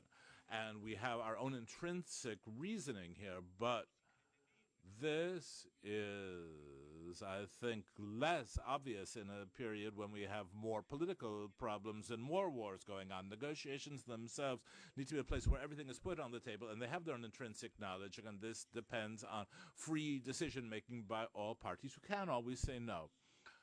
We've often said that to arrive at this level we need the spirit of Helsinki, but that means we're not talking about an intrinsic fact. The spirit of Helsinki has been criticized, and often President Fontana will remember this because it doesn't please everyone. Not everyone liked the idea of everyone being against the Soviet Union. Many people in Eastern Europe, for instance, didn't like this because it froze a situation and it recognized the de facto situation. And this naturally was a collective effort for détente, to unfreeze the situation and to bring ourselves to a situation that did please some people, for instance, in the Holy See, and Cardinal Silvestrini, who made this an example or a model, because the Holy See had worked out over a long time the idea that any war is a civil war between brothers, and that must be avoided at any price, over and above any other considerations, and that's what Pope Francis is saying today. So a realistic way of looking at the way in which peace may be reestablished, as we've learned from Helsinki, there's just one important thing, which is the demonstration that even antithetical systems can live together. It's hard to say that today, that we find ourselves in a situation in which the idea that war is weighing us down and that war could be a solution.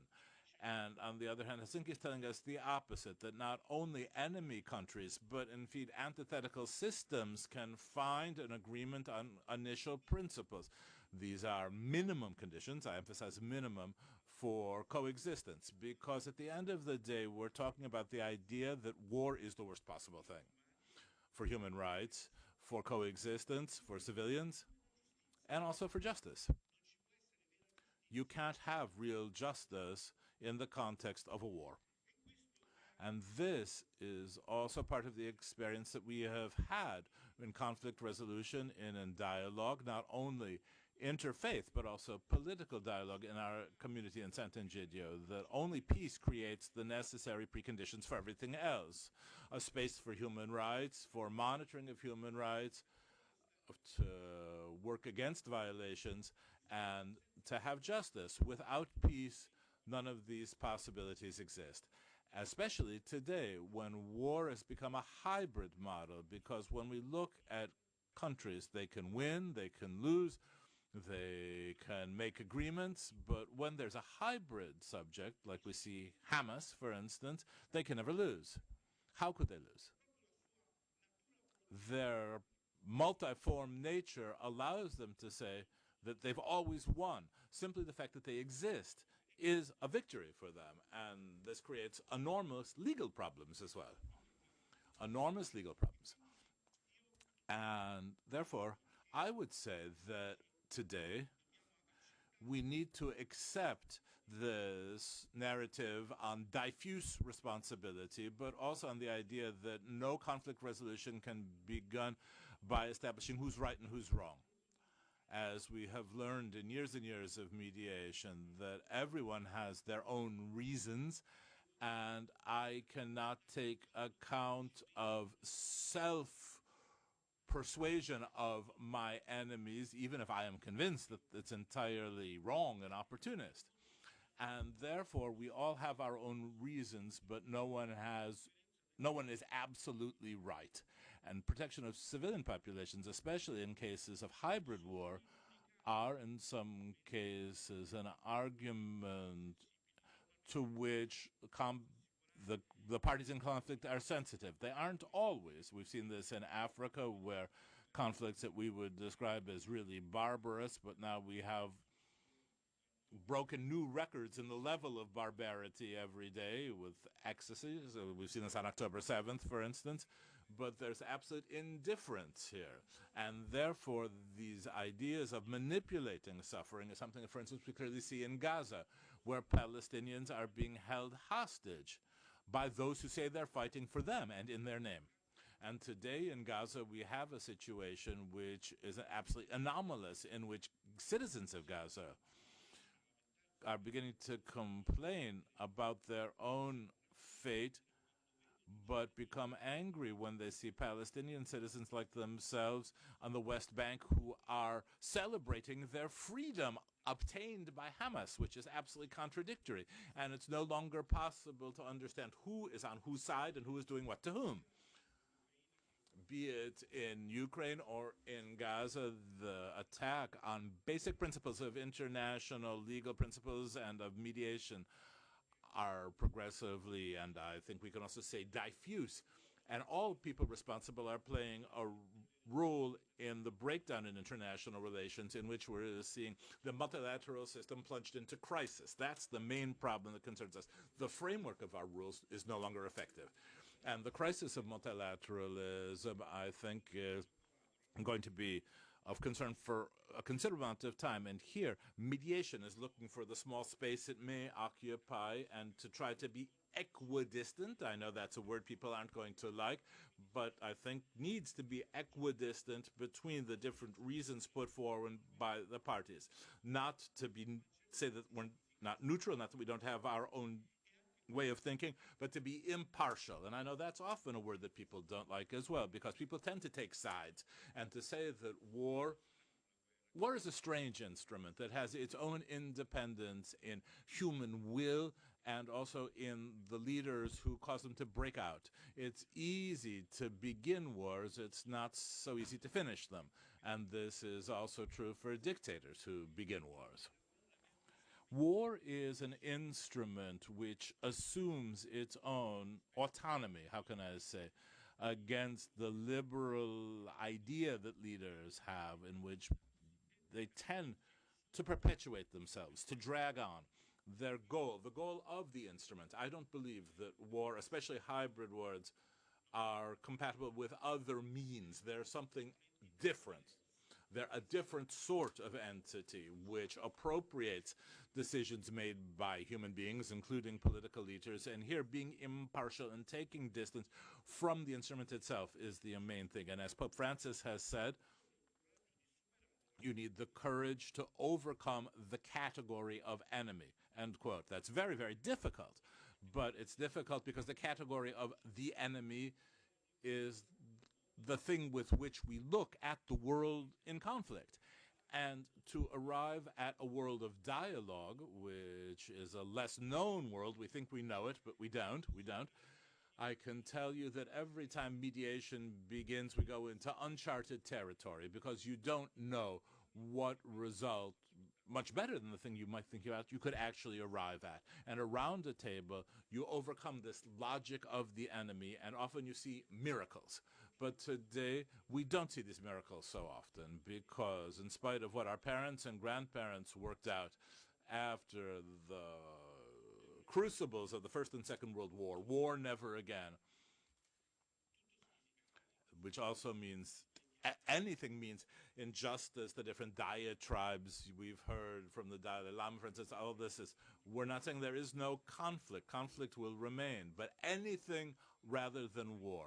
War can never bring about justice, in no case, not even war in which there is victory.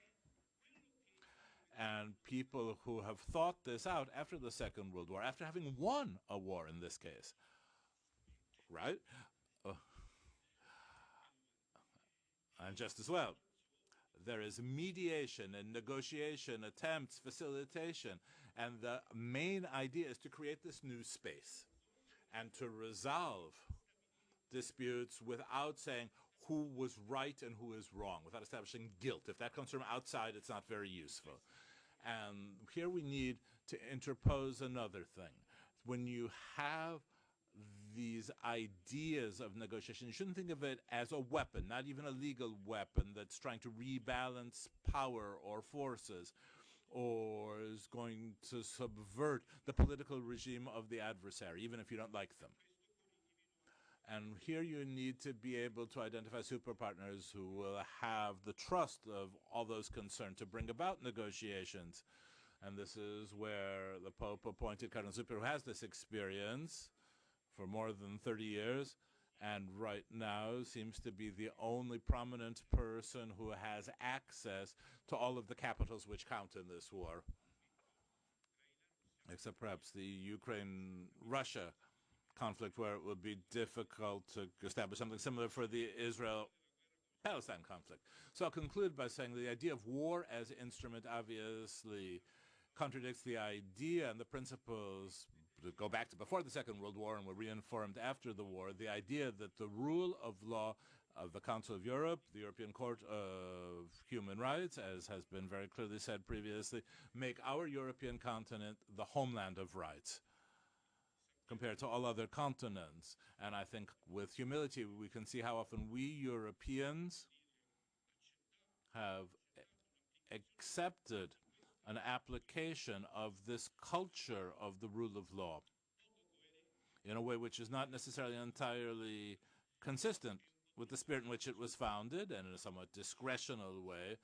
And I think we recognize our own errors here. Sometimes the results have not been positive, but that should not stop us. It should not slow down Europe, and still less the Council of Europe, in continuing to be the normative superpower, which it is. I thank you very much. Grazie, Mario Giro. Thank you very much, Mario Giro. We have concluded our introductory panel with Swiss punctuality, and we will now have our coffee break. Our coffee break area has been set up on your right, leaving the room.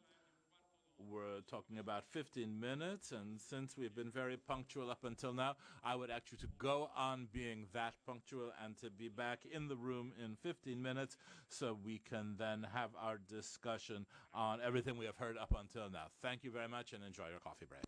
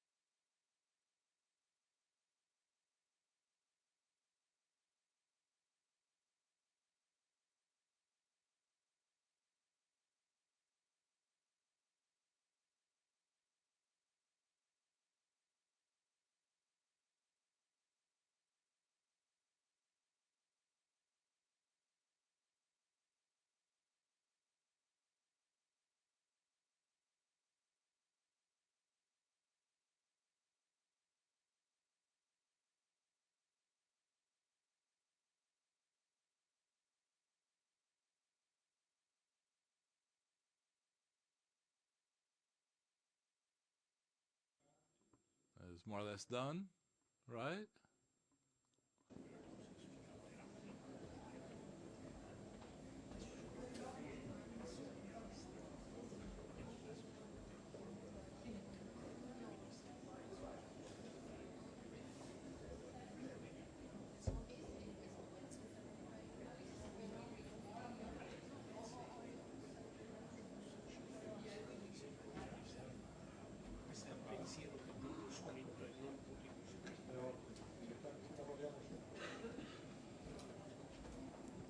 Alors,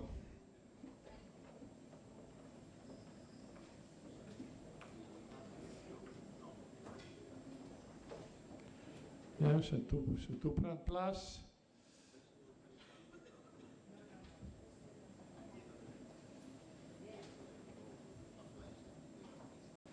Bene, grazie. Thank you. So we listened to presentations from different persons.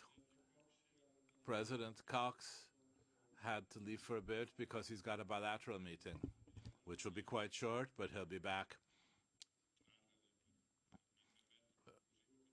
to make his concluding remarks, which will cover both the presentations and the part of the general discussion he will have heard.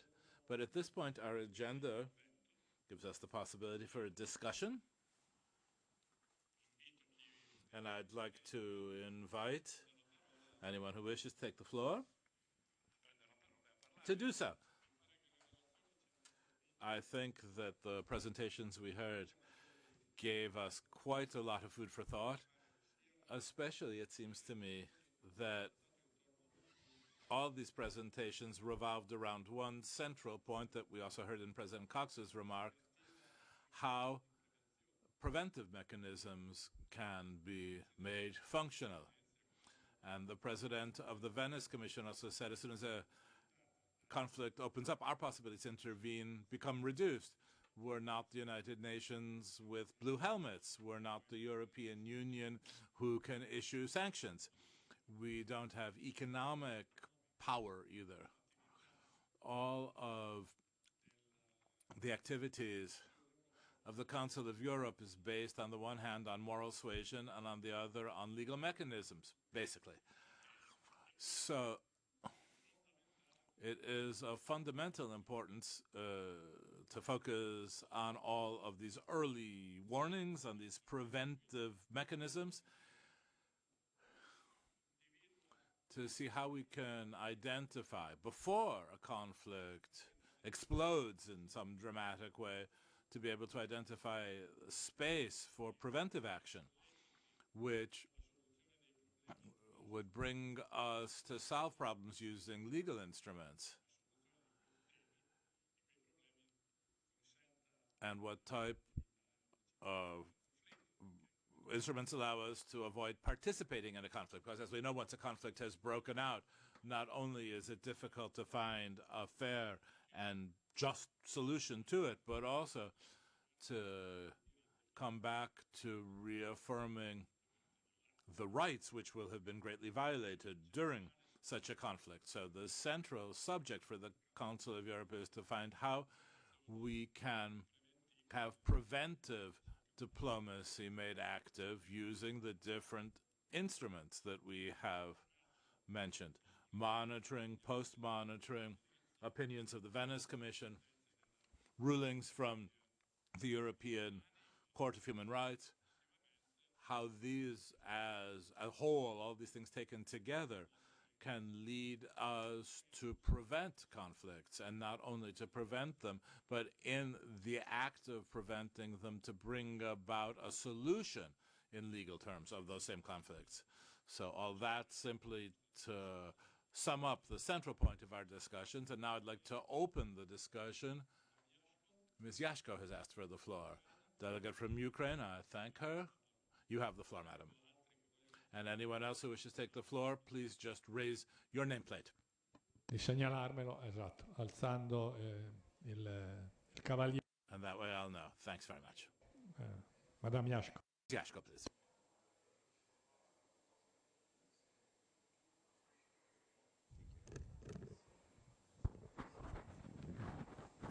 It's working now, yes. Perfect. It takes time to learn how it works here.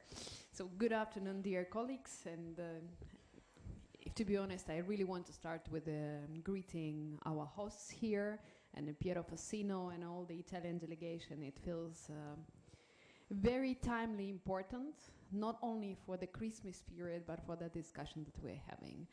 And during this coffee break, I was sharing that I feel that I feel very happy that we have this topic raised. I think it's very progressive. It's great that we're doing it in this committee. I'm also a member of the political committee, but I really think that such discussions should be very active in a monitoring committee.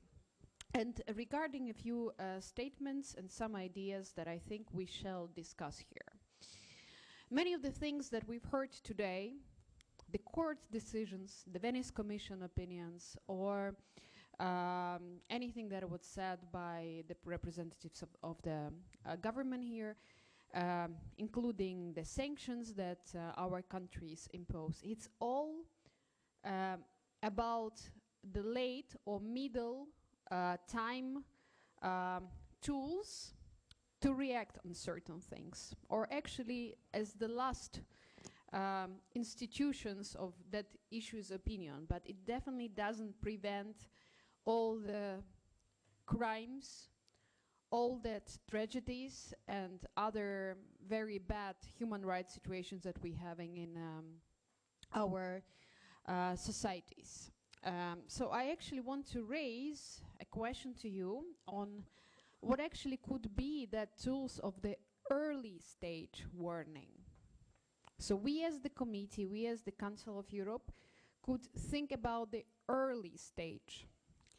Yes, we have discussions, we have the dialogues, we can exchange opinions, but maybe there could be, I don't know, certain reports or even that warnings that would be early stage. And I think we have enough instruments today in all the world with artificial intelligence where we could actually use, for instance, the analysis, some possible cooperation with academic institutions to analyze some how the radical movements grow, when are they starting. The second question is that bothers me a lot is the question of the fake news and disinformation. We often say that this is something that is used more as a soft power, but in fact it can be very, very hard power and it shouldn't be ignored. So maybe this is something that we could also target at the early warning stage. If we see that there are waves of disinformations coming, maybe we should target that as, okay, this is something that is very, very warning and we could do something more about it. And the third thing I want to mention is about the report that I'm currently doing in the political committee.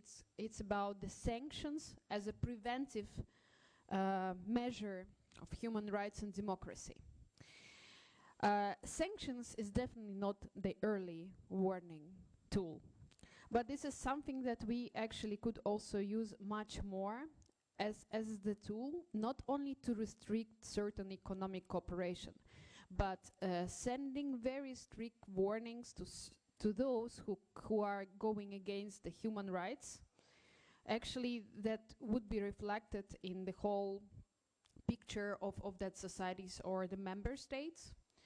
There is a lot of things to be discussed here, because when there is violence, when there are, I don't know, illegal persecutions, other things, sanctions still is, like travel bans, any kind of sanctions are very important as a protective measure. This is the three things that I wanted to mention, and I really encourage this meeting today to think about early warning tools, because we respect so much European Court of Human Rights, Venice Commission, but we need much more opinions and tools before that institutions. Thank you. Grazie, Madame. Thanks very much. Let me give Mr. Juncker the floor, please. Many thanks, Mr. Chairman.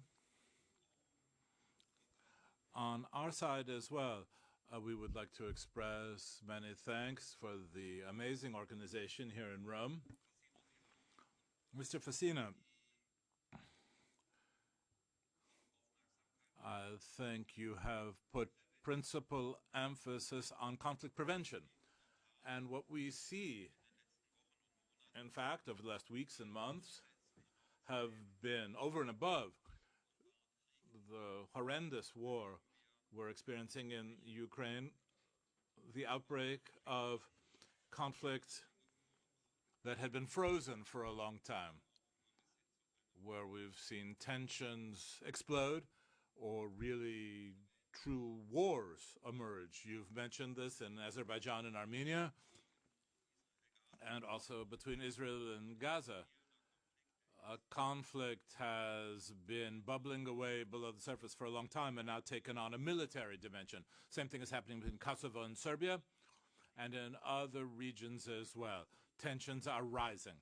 And I think that it is correct, of course, to say that prevention is of great importance. And we see that when conflicts are not solved, that they will just break out anew at some point. I also think that we can do more.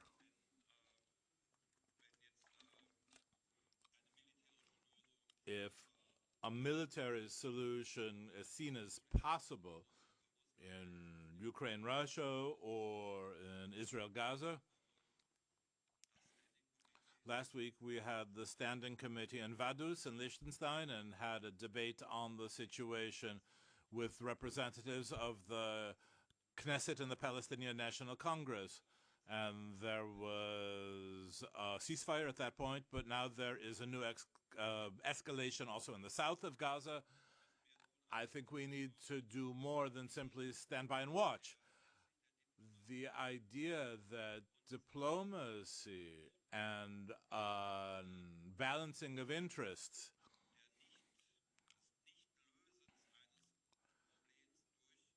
the not solving of a problem through military action, I think these ideas must be dealt with much more strongly by the Council of Europe in these very deep conflicts. When I look around me internationally, I would say that a big part of the world,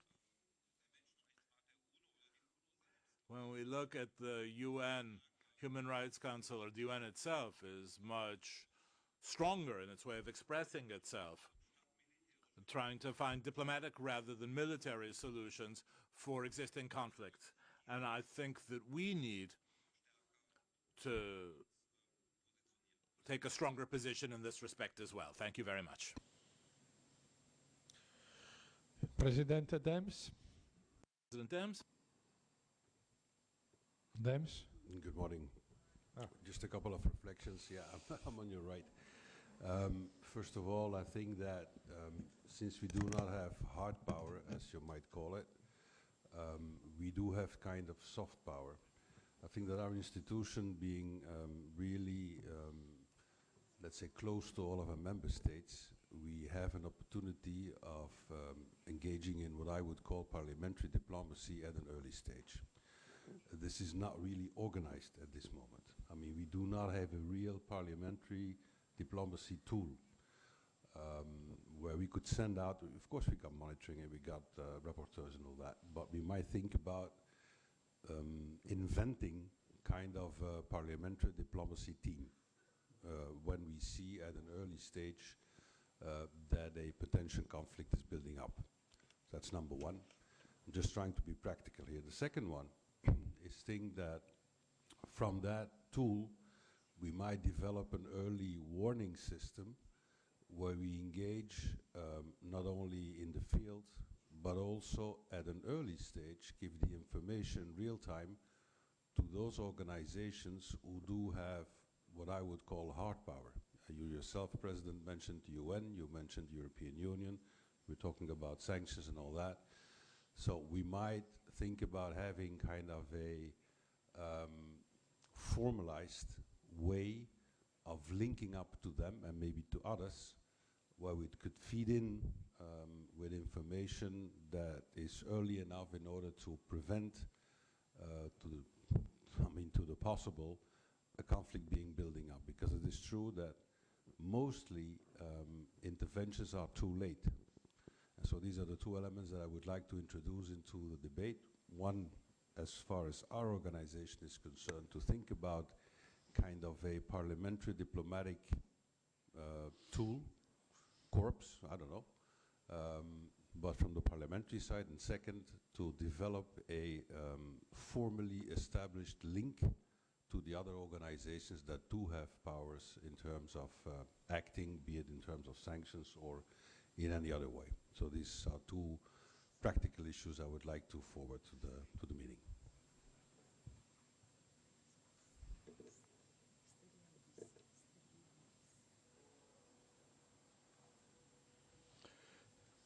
Styliandis. Dov'è Styliandis? No. Funziona? It's okay. Okay. Thank you, Mr. President. Congratulations for the perfect organization, and thank you for the hospitality. We live a very strong competition between the United States and China on the field of artificial intelligence. The only legal text which has been appeared is the decision of the European Parliament. Naturally, this legal text has to do also with international security and stability. Do you believe that it is necessary to speak about a reform of European Convention of Human Rights on the field of artificial intelligence?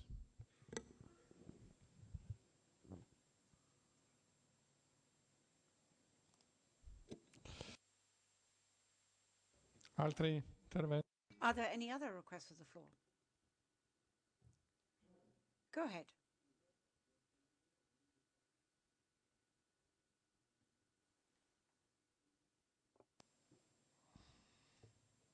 To extend my thanks to wonderful hosts and having us here today, and the distinguished number of speakers. I was closely following the address by the distinguished president of the Venice Commission and the conditions for peace that were listed, and how peace can only be built through commitment to democracy and protection of human rights and rule of law. However, what we often forget is that sometimes we achieve peace by what I would call Frankenstein-like constitutional engineering, such as the case, for example, the country that I come from, Bosnia and Herzegovina, and how that can limit our capacity to actually commit ourselves to human rights, democracy, and rule of law. And in that regard, I think it's very important to hear the lessons, or have in mind these lessons when talking about peace in Ukraine today, tomorrow between Israel and Palestine, because to quote a to quote a German parliamentarian, member of Bundestag, who spoke in Sarajevo this year at the security conference, he says, while the media is in the room, we continue telling ourselves that war in Ukraine can only end with territorial integrity of Ukraine and victory of Ukraine. But the moment the journalists leave the room, we start talking about the conditions for peace agreement and potential scenarios for peace agreement that may not necessarily secure these conditions. So if we are being honest to ourselves, which I don't think we always are, maybe we need to start thinking about these commitments as stipulated today by the Venice Commission, and how they can be ensured in these Frankenstein-like peace-building scenarios. Thank you.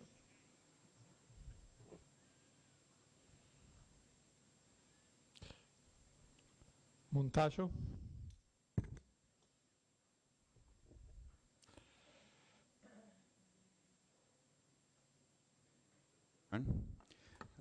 As in my previous interventions, I would like to stress the importance of the international organization that are trying now to organize a global governance.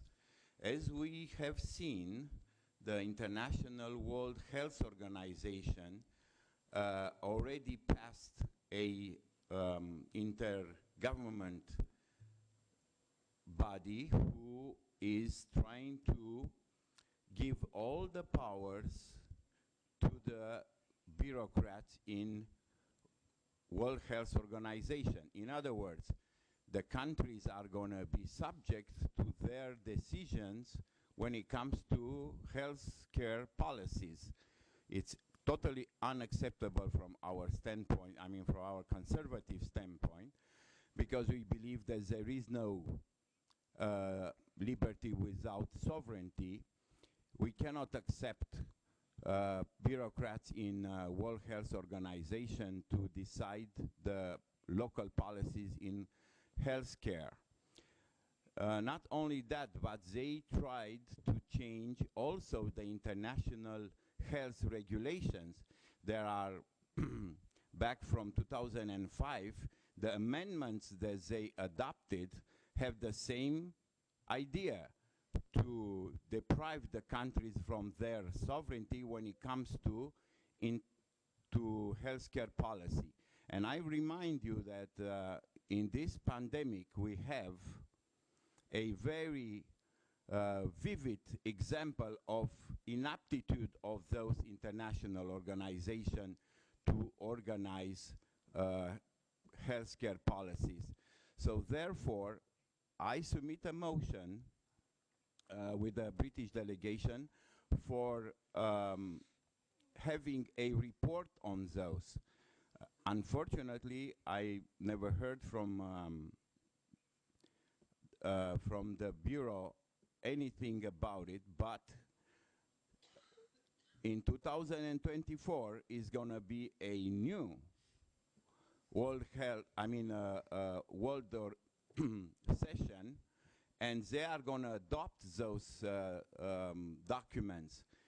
One more time, I think it's a grave attempt on human rights to have a international supra-state organization to give orders to the governments and to the parliaments who are in charge. The World Health Organization is a very important organization when it comes to human rights. Therefore, I insist to have a report on that. Thank you.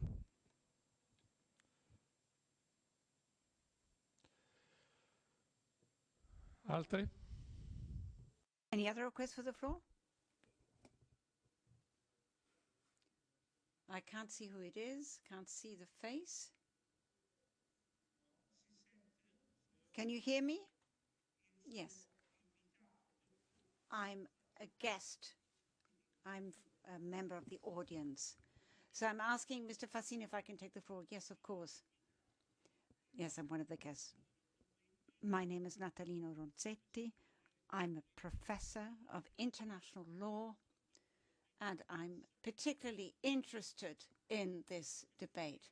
What I would like to ask is, since we have discussed armed conflict quite a lot, and unfortunately these armed conflicts are taking place, the first thing is, what can the Council of Europe do in this regard, in terms of the discipline, the provisions governing conflicts? Obviously, it cannot impinge on the competence of the International Committee of the Red Cross or anything else which is done in terms of the codification of the Geneva Convention and the additional protocols to conventions. But, for instance, as far as criminal law is concerned, I am not one who would preach in favor of an ad hoc criminal court for these armed conflicts which are taking place one after the other in Europe and in the Middle East. But the Council of Europe could suggest or recommend a universal jurisdiction for those who have committed international crimes, even if these individuals were not resident on the territory of a member state of the Council of Europe at the moment of the acts in question. That's my first point. The second is a far more complex issue, which has to do with the measurement or the senses of the damage caused by Russia to Ukraine. And my question is the following. Let's suppose that Russia refuses to sit down and negotiate and pay the damage caused by the war. Could the damaged party bring their case to court, because the damage caused has been caused to countries, members of the Council of Europe, but there are international law provisions which would not allow for this, i.e. the exclusion of states outside the jurisdiction. Now, you know that we've had instances of this kind in Italy. The International Court of Justice has issued a statement whereby a state cannot be called to court for issues of national sovereignty. Thank you very much, Chair. I would like to avail of this opportunity, says Madame Gardini, head of the Italian delegation. I would like to extend my greetings to all those who have come this morning. We had to upset the order of our speakers because we had to pass the floor over immediately to our Minister for Foreign Affairs, Antonio Tajani, who had a busy schedule today, and he made an excellent welcoming speech this morning. But I too wanted to welcome you and thank President Fassino of the chair of the monitoring committee, who's taken this marvelous initiative, which I accepted very happily, to host this meeting here in Rome. And I would like to thank President Tini Cox, who's not here in the room, but I have already had occasion to tell him personally, for coming. Now, what I was really struck by in this morning's session, I found everybody very interesting, but I was particularly struck by what Mario Giro said from the community of Sant'Egidio.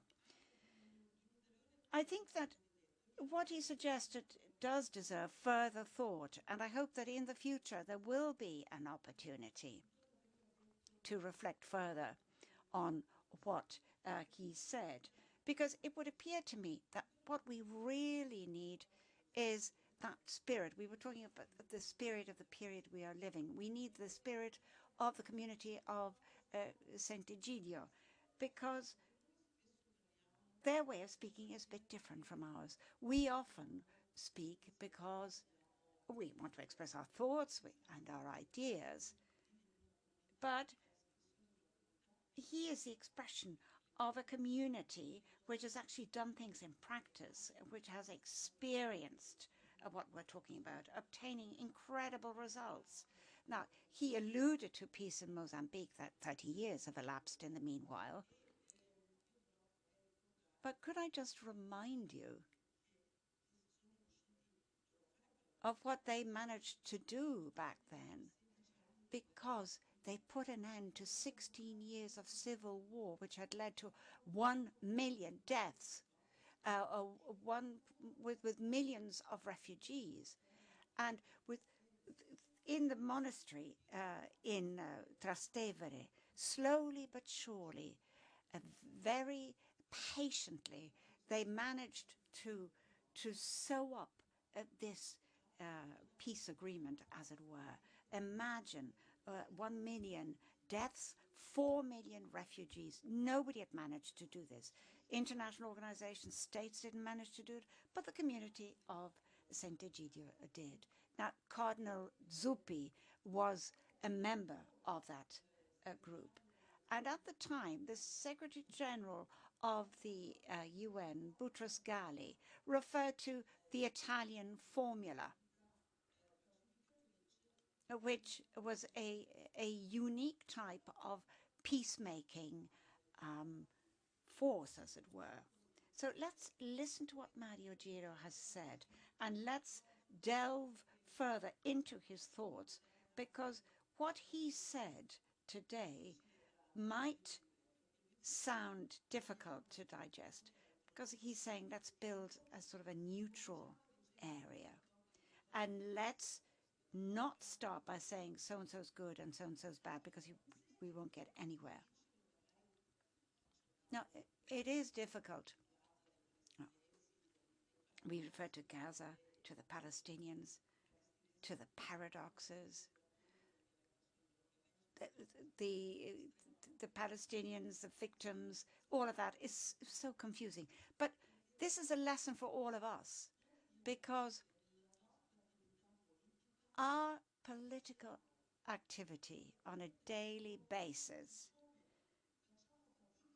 should be aware of the fact that it is increasingly difficult to establish a dialogue. And what we say is either black or white. I'm right, you're wrong. You're so wrong, I don't want to listen to you.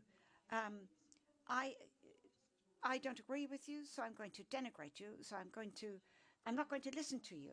You're a baddie. You're somebody to be put in the corner. You're somebody who shouldn't even be allowed to take part in the political debate. So I'm not going to listen to you. No, we're all elected by citizens who are all on an equal footing. And we have all gone through the scrutiny of the Ministry of the Interior, establishing that we are from political parties which are democratic and which abide by certain rules and regulations. So if from that basis we go on to denigrate people and accuse people, well, then we're going to make our societies barbaric. We're going to foster that trend. And that's where I think we really have to think deep and hard, because otherwise the lovely words uttered today about the Council of Europe, which was set up after the war, and the war never again, we'll end up trampling on these principles, and we'll end up just handing out votes and points to states, and then all the states will start leaving. And I think more and more states will be leaving because they will feel that they are judged, and obviously I went a lot further than what Mario Giro said. I just expressed my own thoughts as well. But I think that we will be able to forge ahead. We will be able to go ahead in terms of the way we produce our policies together, the way we work as politicians together. Now, you heard from the chair of the Foreign Affairs and Defense Committee of the Senate. You heard from the chair of the Subcommittee for Human Rights in the lower house. Obviously, they agreed on certain issues, and on other issues they did not agree at all. Obviously, Madame Craxi is not in the majority. Madame Boldrini is not in the majority. She comes from the Democratic Party. But yet, we were in the same room. We were exchanging views, which are different. And I think this is an example as to how things should progress. Now, this perhaps is not the appropriate venue, but if we were able to compare and exchange different views, if we don't start off by saying, I'm right, you're wrong, we might perhaps not reach a joint vision of things, but maybe we might reach a joint position as to how to go forward in practical terms. Now, very often we forget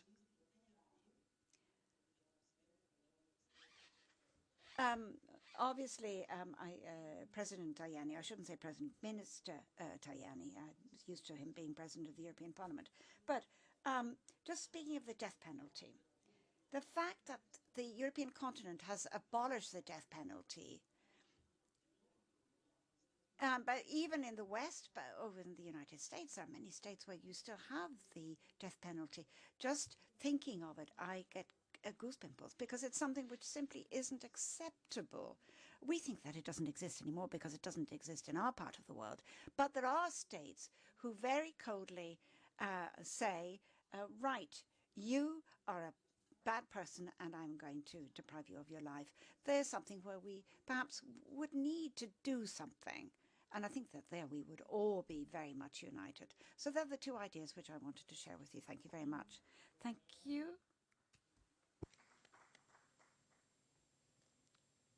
Thank you, Piero. Colleagues, first of all, I would like to thank Piero Fassino and our Italian colleagues and friends for hosting our meeting in this extraordinary capital, which is Rome. For me as a Romanian coming here, it's really something special, and going to Foro Traiano and seeing the column of Trajan, you might understand much easier looking on the history and the Latin foundation why it's so important to be in Rome. Now, Piero, you have proposed us the title, The Strategies and Tools of the Council of Europe to ensure the respect of our values and democracy obligations in the resolution of conflicts. That means resolution of conflicts, that means essentially two things. First of all, to reach or to preserve the target, the fundamental goal, which is peace and cooperation, and on the other dimension, to solve the conflicts also in advance.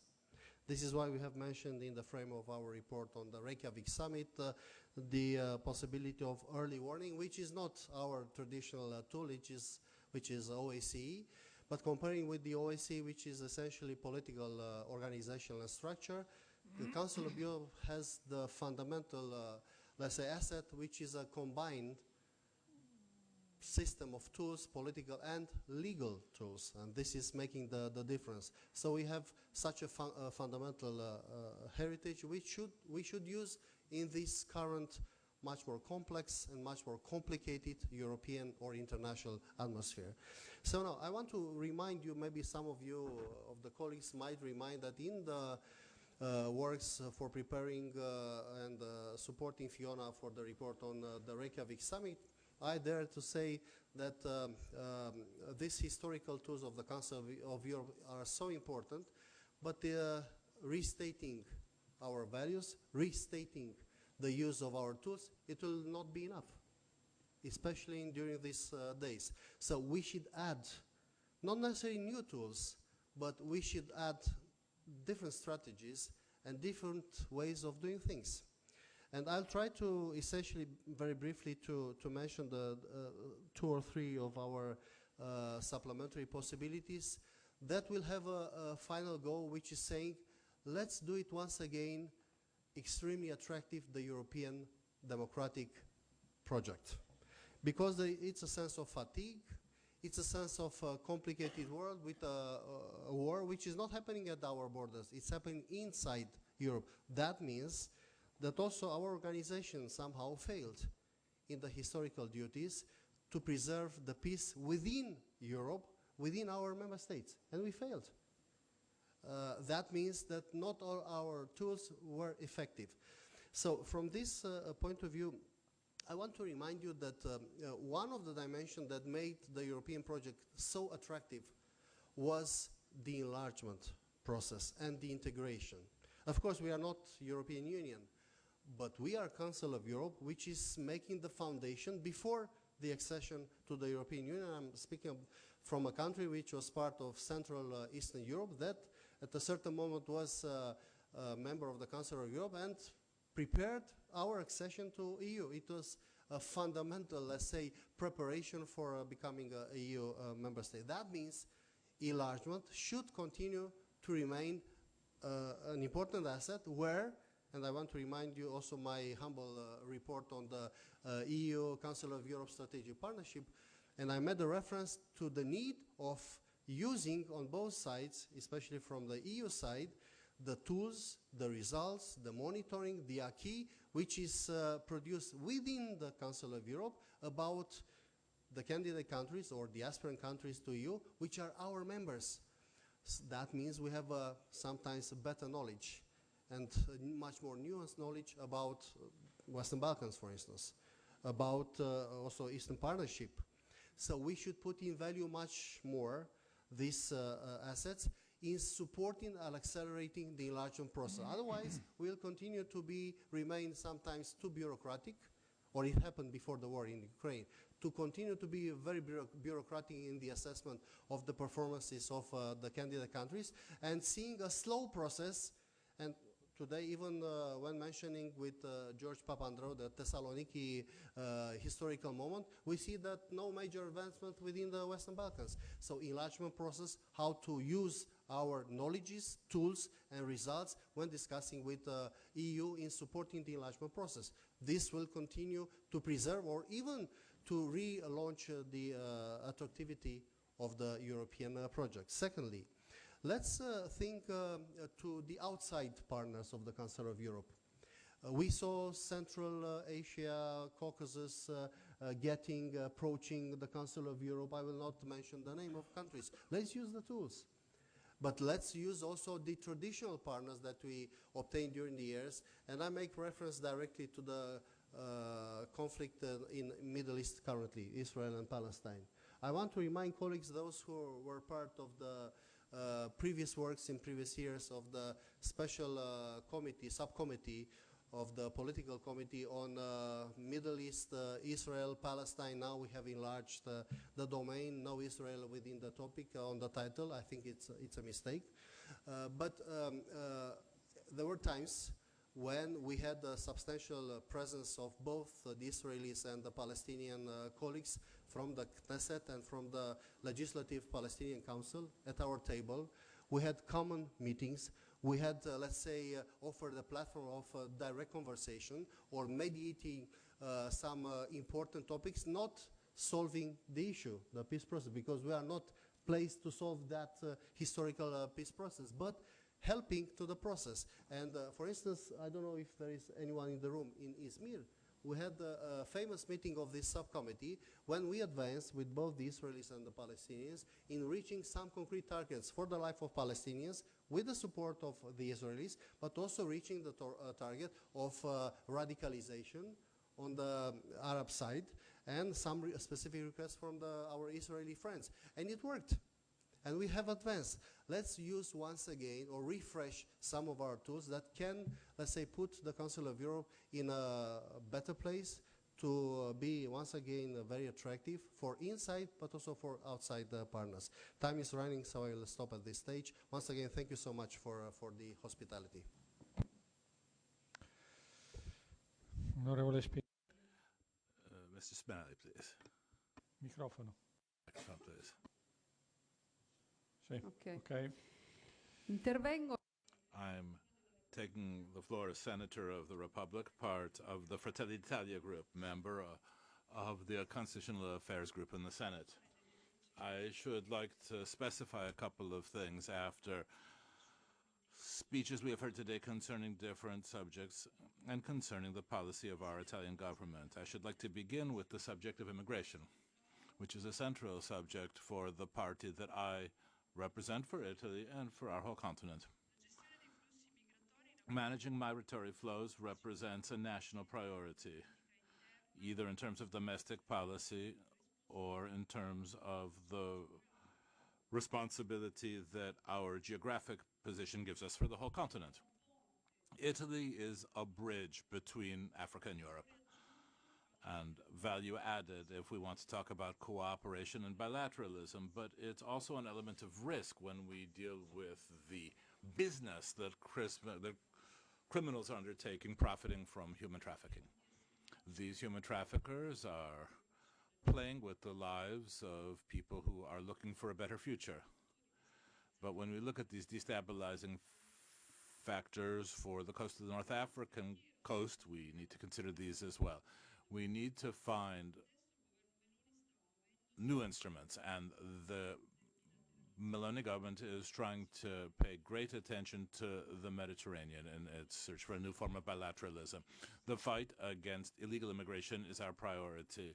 Italy is for regulation of flows, for the useful instruments that will allow us to allow those to have the right to remain in Italy to be recognized and to create all the useful conditions possible for them to have a dignified life.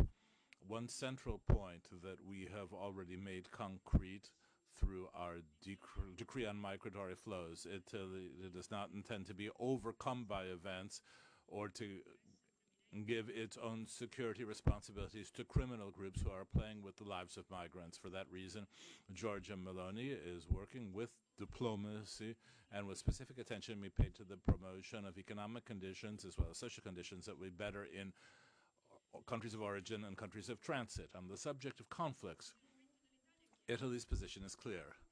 We entirely condemn any type of terrorism, and Italy is actively participating in the mediation work that's being done in the Middle East, offering assistance to the civil populations in flight. Humanitarian efforts are being made by our Navy, but also by different large volunteer groups, which represent, I think, the commitment of that tertiary sector. It is a rather beautiful display of unity by our nation. For almost 2 years, however, the war has knocked on Europe's door. The sound of cannons and the cries of civilians are coming to us from Ukraine in a context we would never have been able to imagine after the end of the Second World War. We cannot tolerate that this logic of prevarication prevails, where aggressors, using the logic of force, attack a neighboring country, its territory, its institutions, following a logic that we have firmly condemned. We are very convinced that we need to reiterate the solidarity of our position and that we must condemn Russian aggression. To conclude, Mr. Chairman, Italy is a country whose roots are in its constitution, and its basic principles have been wisely drafted at the end of the Second World War on the solid basis with human values that mean condemnation of any form of discrimination and defense of fundamental freedoms must be placed in the center of our concerns. We are domestically and internationally acting as we do in the with an approach which is above all at this time something that guides all the actions of our executive power led by our President Giorgia Meloni. Thank you. Interventi. Other requests for the floor? Ci sono altri interventi? Va bene, allora forse... Very well. Well, perhaps I could then derive a few reflections from the different things we have heard this morning. I think the real central point here is, in our discussions today, the leitmotif that has characterized, I think, all of the presentations and all of the requests for the floor we've had in the free discussion is how to manage, how to have a strategy for conflict prevention, and to have an international phase now which is characterized by great fluidity and great fragility of different forms of international equilibrium. Let's be clear, we are in a phase of international anarchy, and that's the truth, if we really want to say things clearly.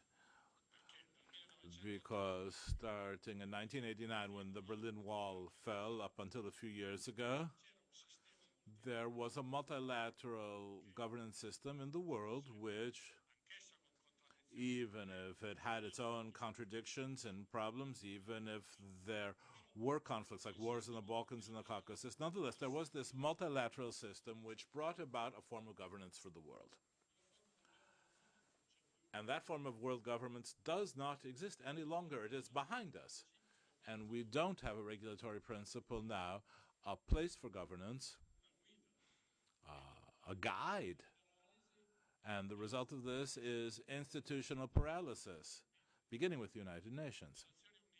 The United Nations, like all the international organizations we have, are leagues of nations. That was the original name of the United Nations as well. League of Nations. But if the nations in that league are in conflict with one another, then that league is going to be paralyzed.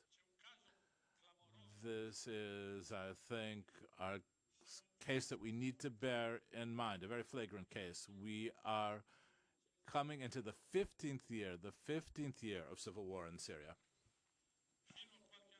Up until a few years ago, every night on our TV channel, we would see pictures of that disaster, the destruction of Aleppo, and so on and so forth. Then, little by little, time went by, and the rule of news is there always needs to be new information, new news, and that war disappeared, but it's still there.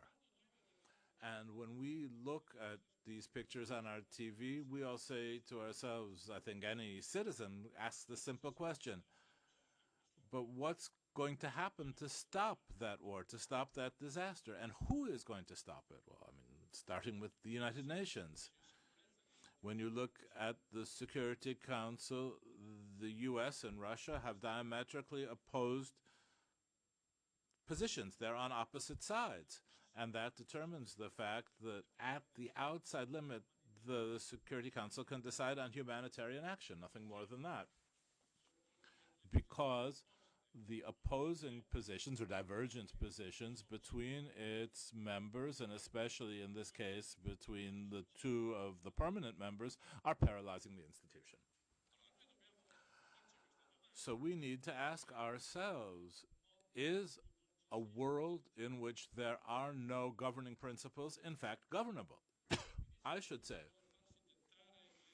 The people said they'd want to go into detailed considerations of the World Health Organization. But when you look at COVID-19, that pandemic meant that every country was supposed to make its own decisions, or was there rather supposed to be some common strategy? Because if there isn't a shared strategy, the strategy against COVID decided on by Romania, different than that decided on by Hungary, than Germany, than Italy.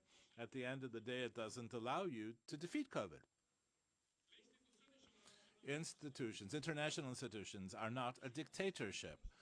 They are international organizations made up and whose members are member states. And international organizations do what member states allow them to do. They can't oblige anyone to do anything. The WHO gives guidelines, indications that allow us, if they are homogeneously applied by all, better to defeat a pandemic than or a health crisis. And then it's the responsibility of each and every country concerned to see whether they are going to take measures that are consistent with those indications or not. But there's no idea of sovereignty here. Sovereignty of member states is intact. And I think we need to understand each other properly. It's not true that international organizations are expropriating sovereignty. They are giving indications and decisions must be made by member states. The European Union, or the European Commission, is often accused of doing or not doing this or that. But all decisions of the European Commission go to the European Council. And the European Council are seated prime ministers, and they decide what prime ministers of national governments decide to do. On immigration, we are not managing to find an agreement because when we go to the European Council, a series of countries express positions which are different than others. I'm not going to say who's right and who's wrong, but that's the way it is. Otherwise, the Council of Europe would also be considered useless. If we consider that there are only member states and nothing else, then the Council of Europe is useless, as would be the UN and the WHO. But do we consider that a world would be governable in which there are 185 forms of national sovereignty and nothing else, because there are 185 independent countries in this world? And on the basis of 185 individual sovereignties in the world, no governance is possible. If we cannot bring into play institutions that are based on the will of individual states, but which determine the possibility of a form of governance, and this is particularly true in the discussion we've had this morning. This morning we discussed basically how we can have preventive mechanisms that will alert us to the existence of conflicts before they break out. And this is because we have strong international organizations that we are able to do this, could be able to do this. So I'm giving you my personal opinion now on the Russian-Ukrainian conflict, the real problem in the Russia-Ukraine conflict. The real crisis happened before the war.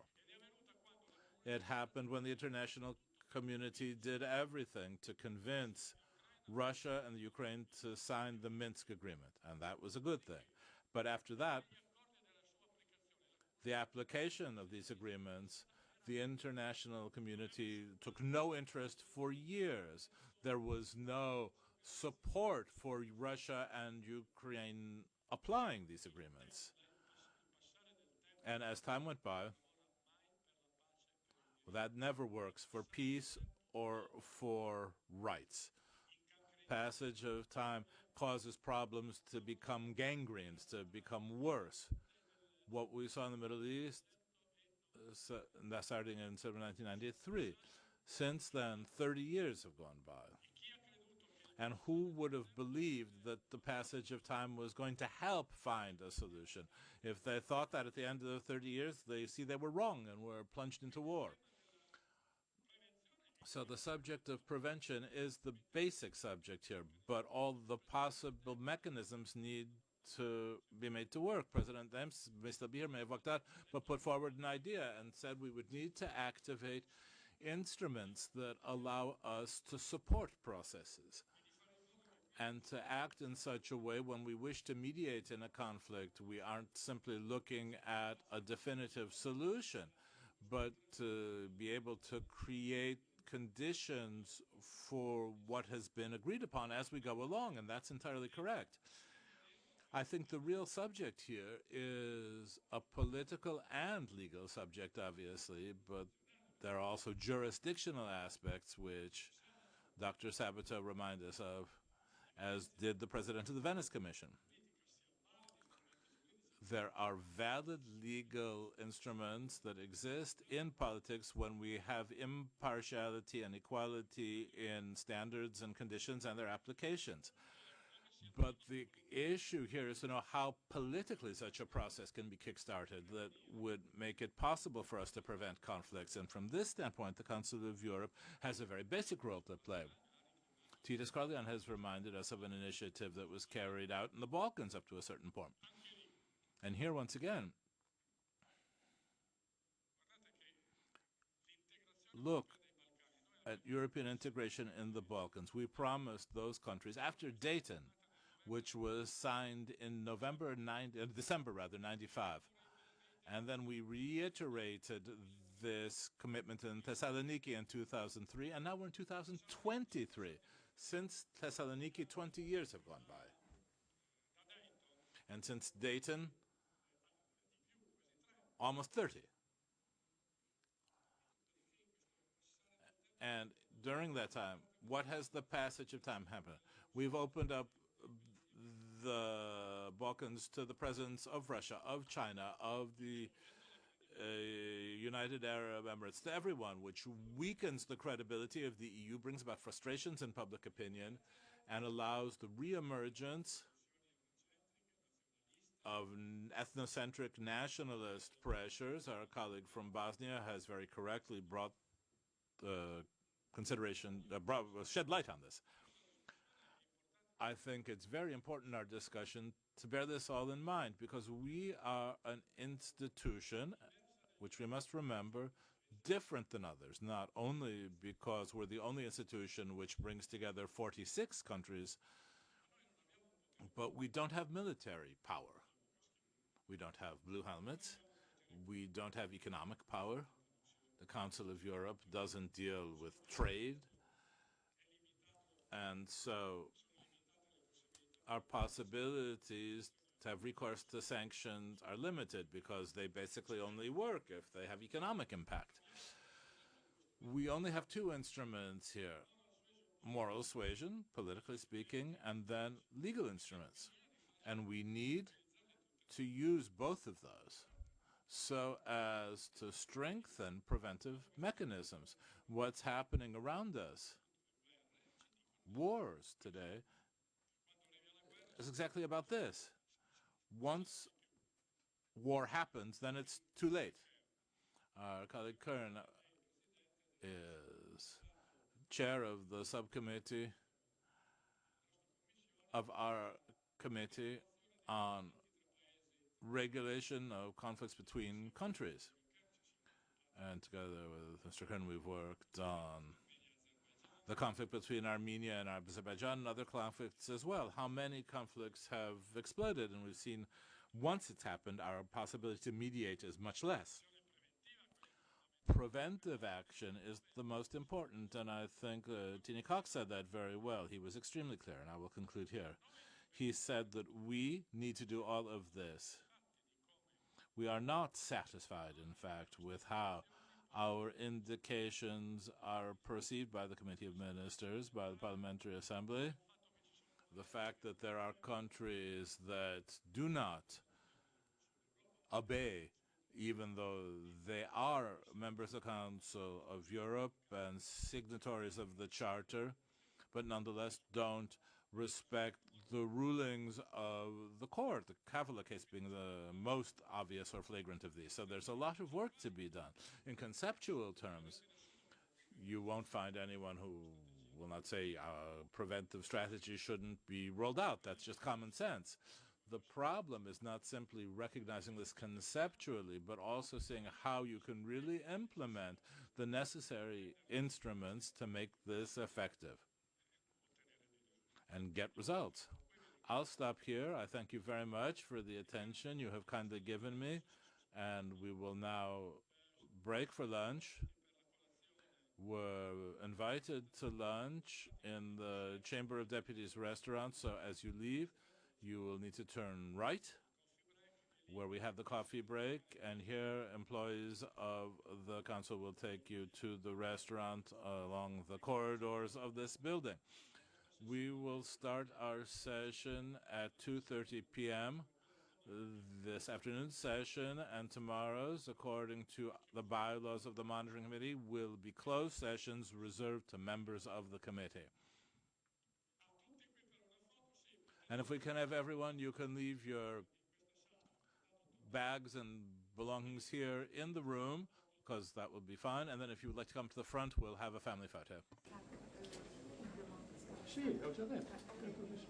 Che possono lasciare. Potete lasciare le borse qui. You can leave your belongings here, right?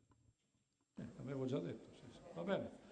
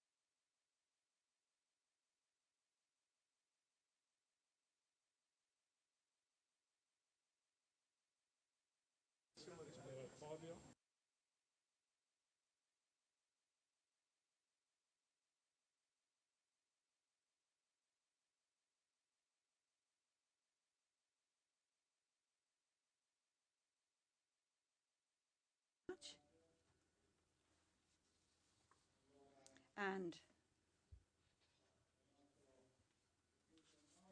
we have with us the Speaker of the Parliament, Mr. Fontana. I would like to thank him very much for the hospitality. Thank you for hosting the meeting of the committee. And I would also like to thank him for being with us here this afternoon. And just to let you know, we started off our meeting with Minister Tajani, and we did say that you could only join us this afternoon.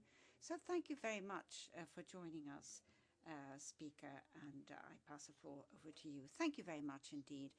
Allow me to extend my greetings to the President of the Monitoring Committee, the President of the Italian delegation of the Council of Europe, all the excellencies and authorities present here today. It is a pleasure and indeed an honor for me to be with you here this afternoon for this afternoon session of the work of the committee. It is quite clear to us all that we're living through a very complicated period. There are wars being waged close to us, and this has an economic impact and as well as an impact on the international equilibrium. And in these particularly difficult moments, institutions, and in particular parliamentary institutions, must be a solid point of reference. The will of the people and those who are elected by the people must provide their support to governments in order to find shared positions, which are all the more important in periods of crisis. And this is what is being done by national parliaments as well as the international parliamentary assemblies. And the task which the Monitoring Committee has been given is particularly important because it must ensure respect by member states for obligations entered into when joining the Council of Europe. And this monitoring is an ongoing task. And it is thanks to this function that it can assess the state of health of our democracies. Today and tomorrow, you will be looking into reports on the principles of the rule of law and democracy in, amongst others, Azerbaijan, Armenia, Serbia, and Albania. These are all crucial countries for the current geopolitical balance, not only in Europe, but throughout the world. And the result of your study of the situation can provide a precious tool for the European institutions, amongst others, so as to help them in assessing the accession procedure for these candidate countries. So a link is established between the various institutions working on the European continent. It shows the various objectives and, of course, the divergences as well at this particular moment in time.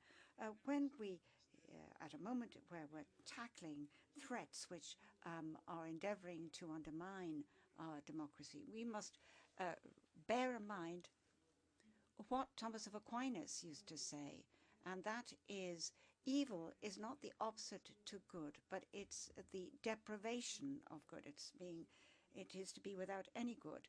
And our task will be not to deprive Europe of what is good, but on the contrary, fight for the good with determination and in a very thorough manner. We must reinstate hope and trust to give Europe a leading role in a world which is fragmented and uncertain. Thank you very much.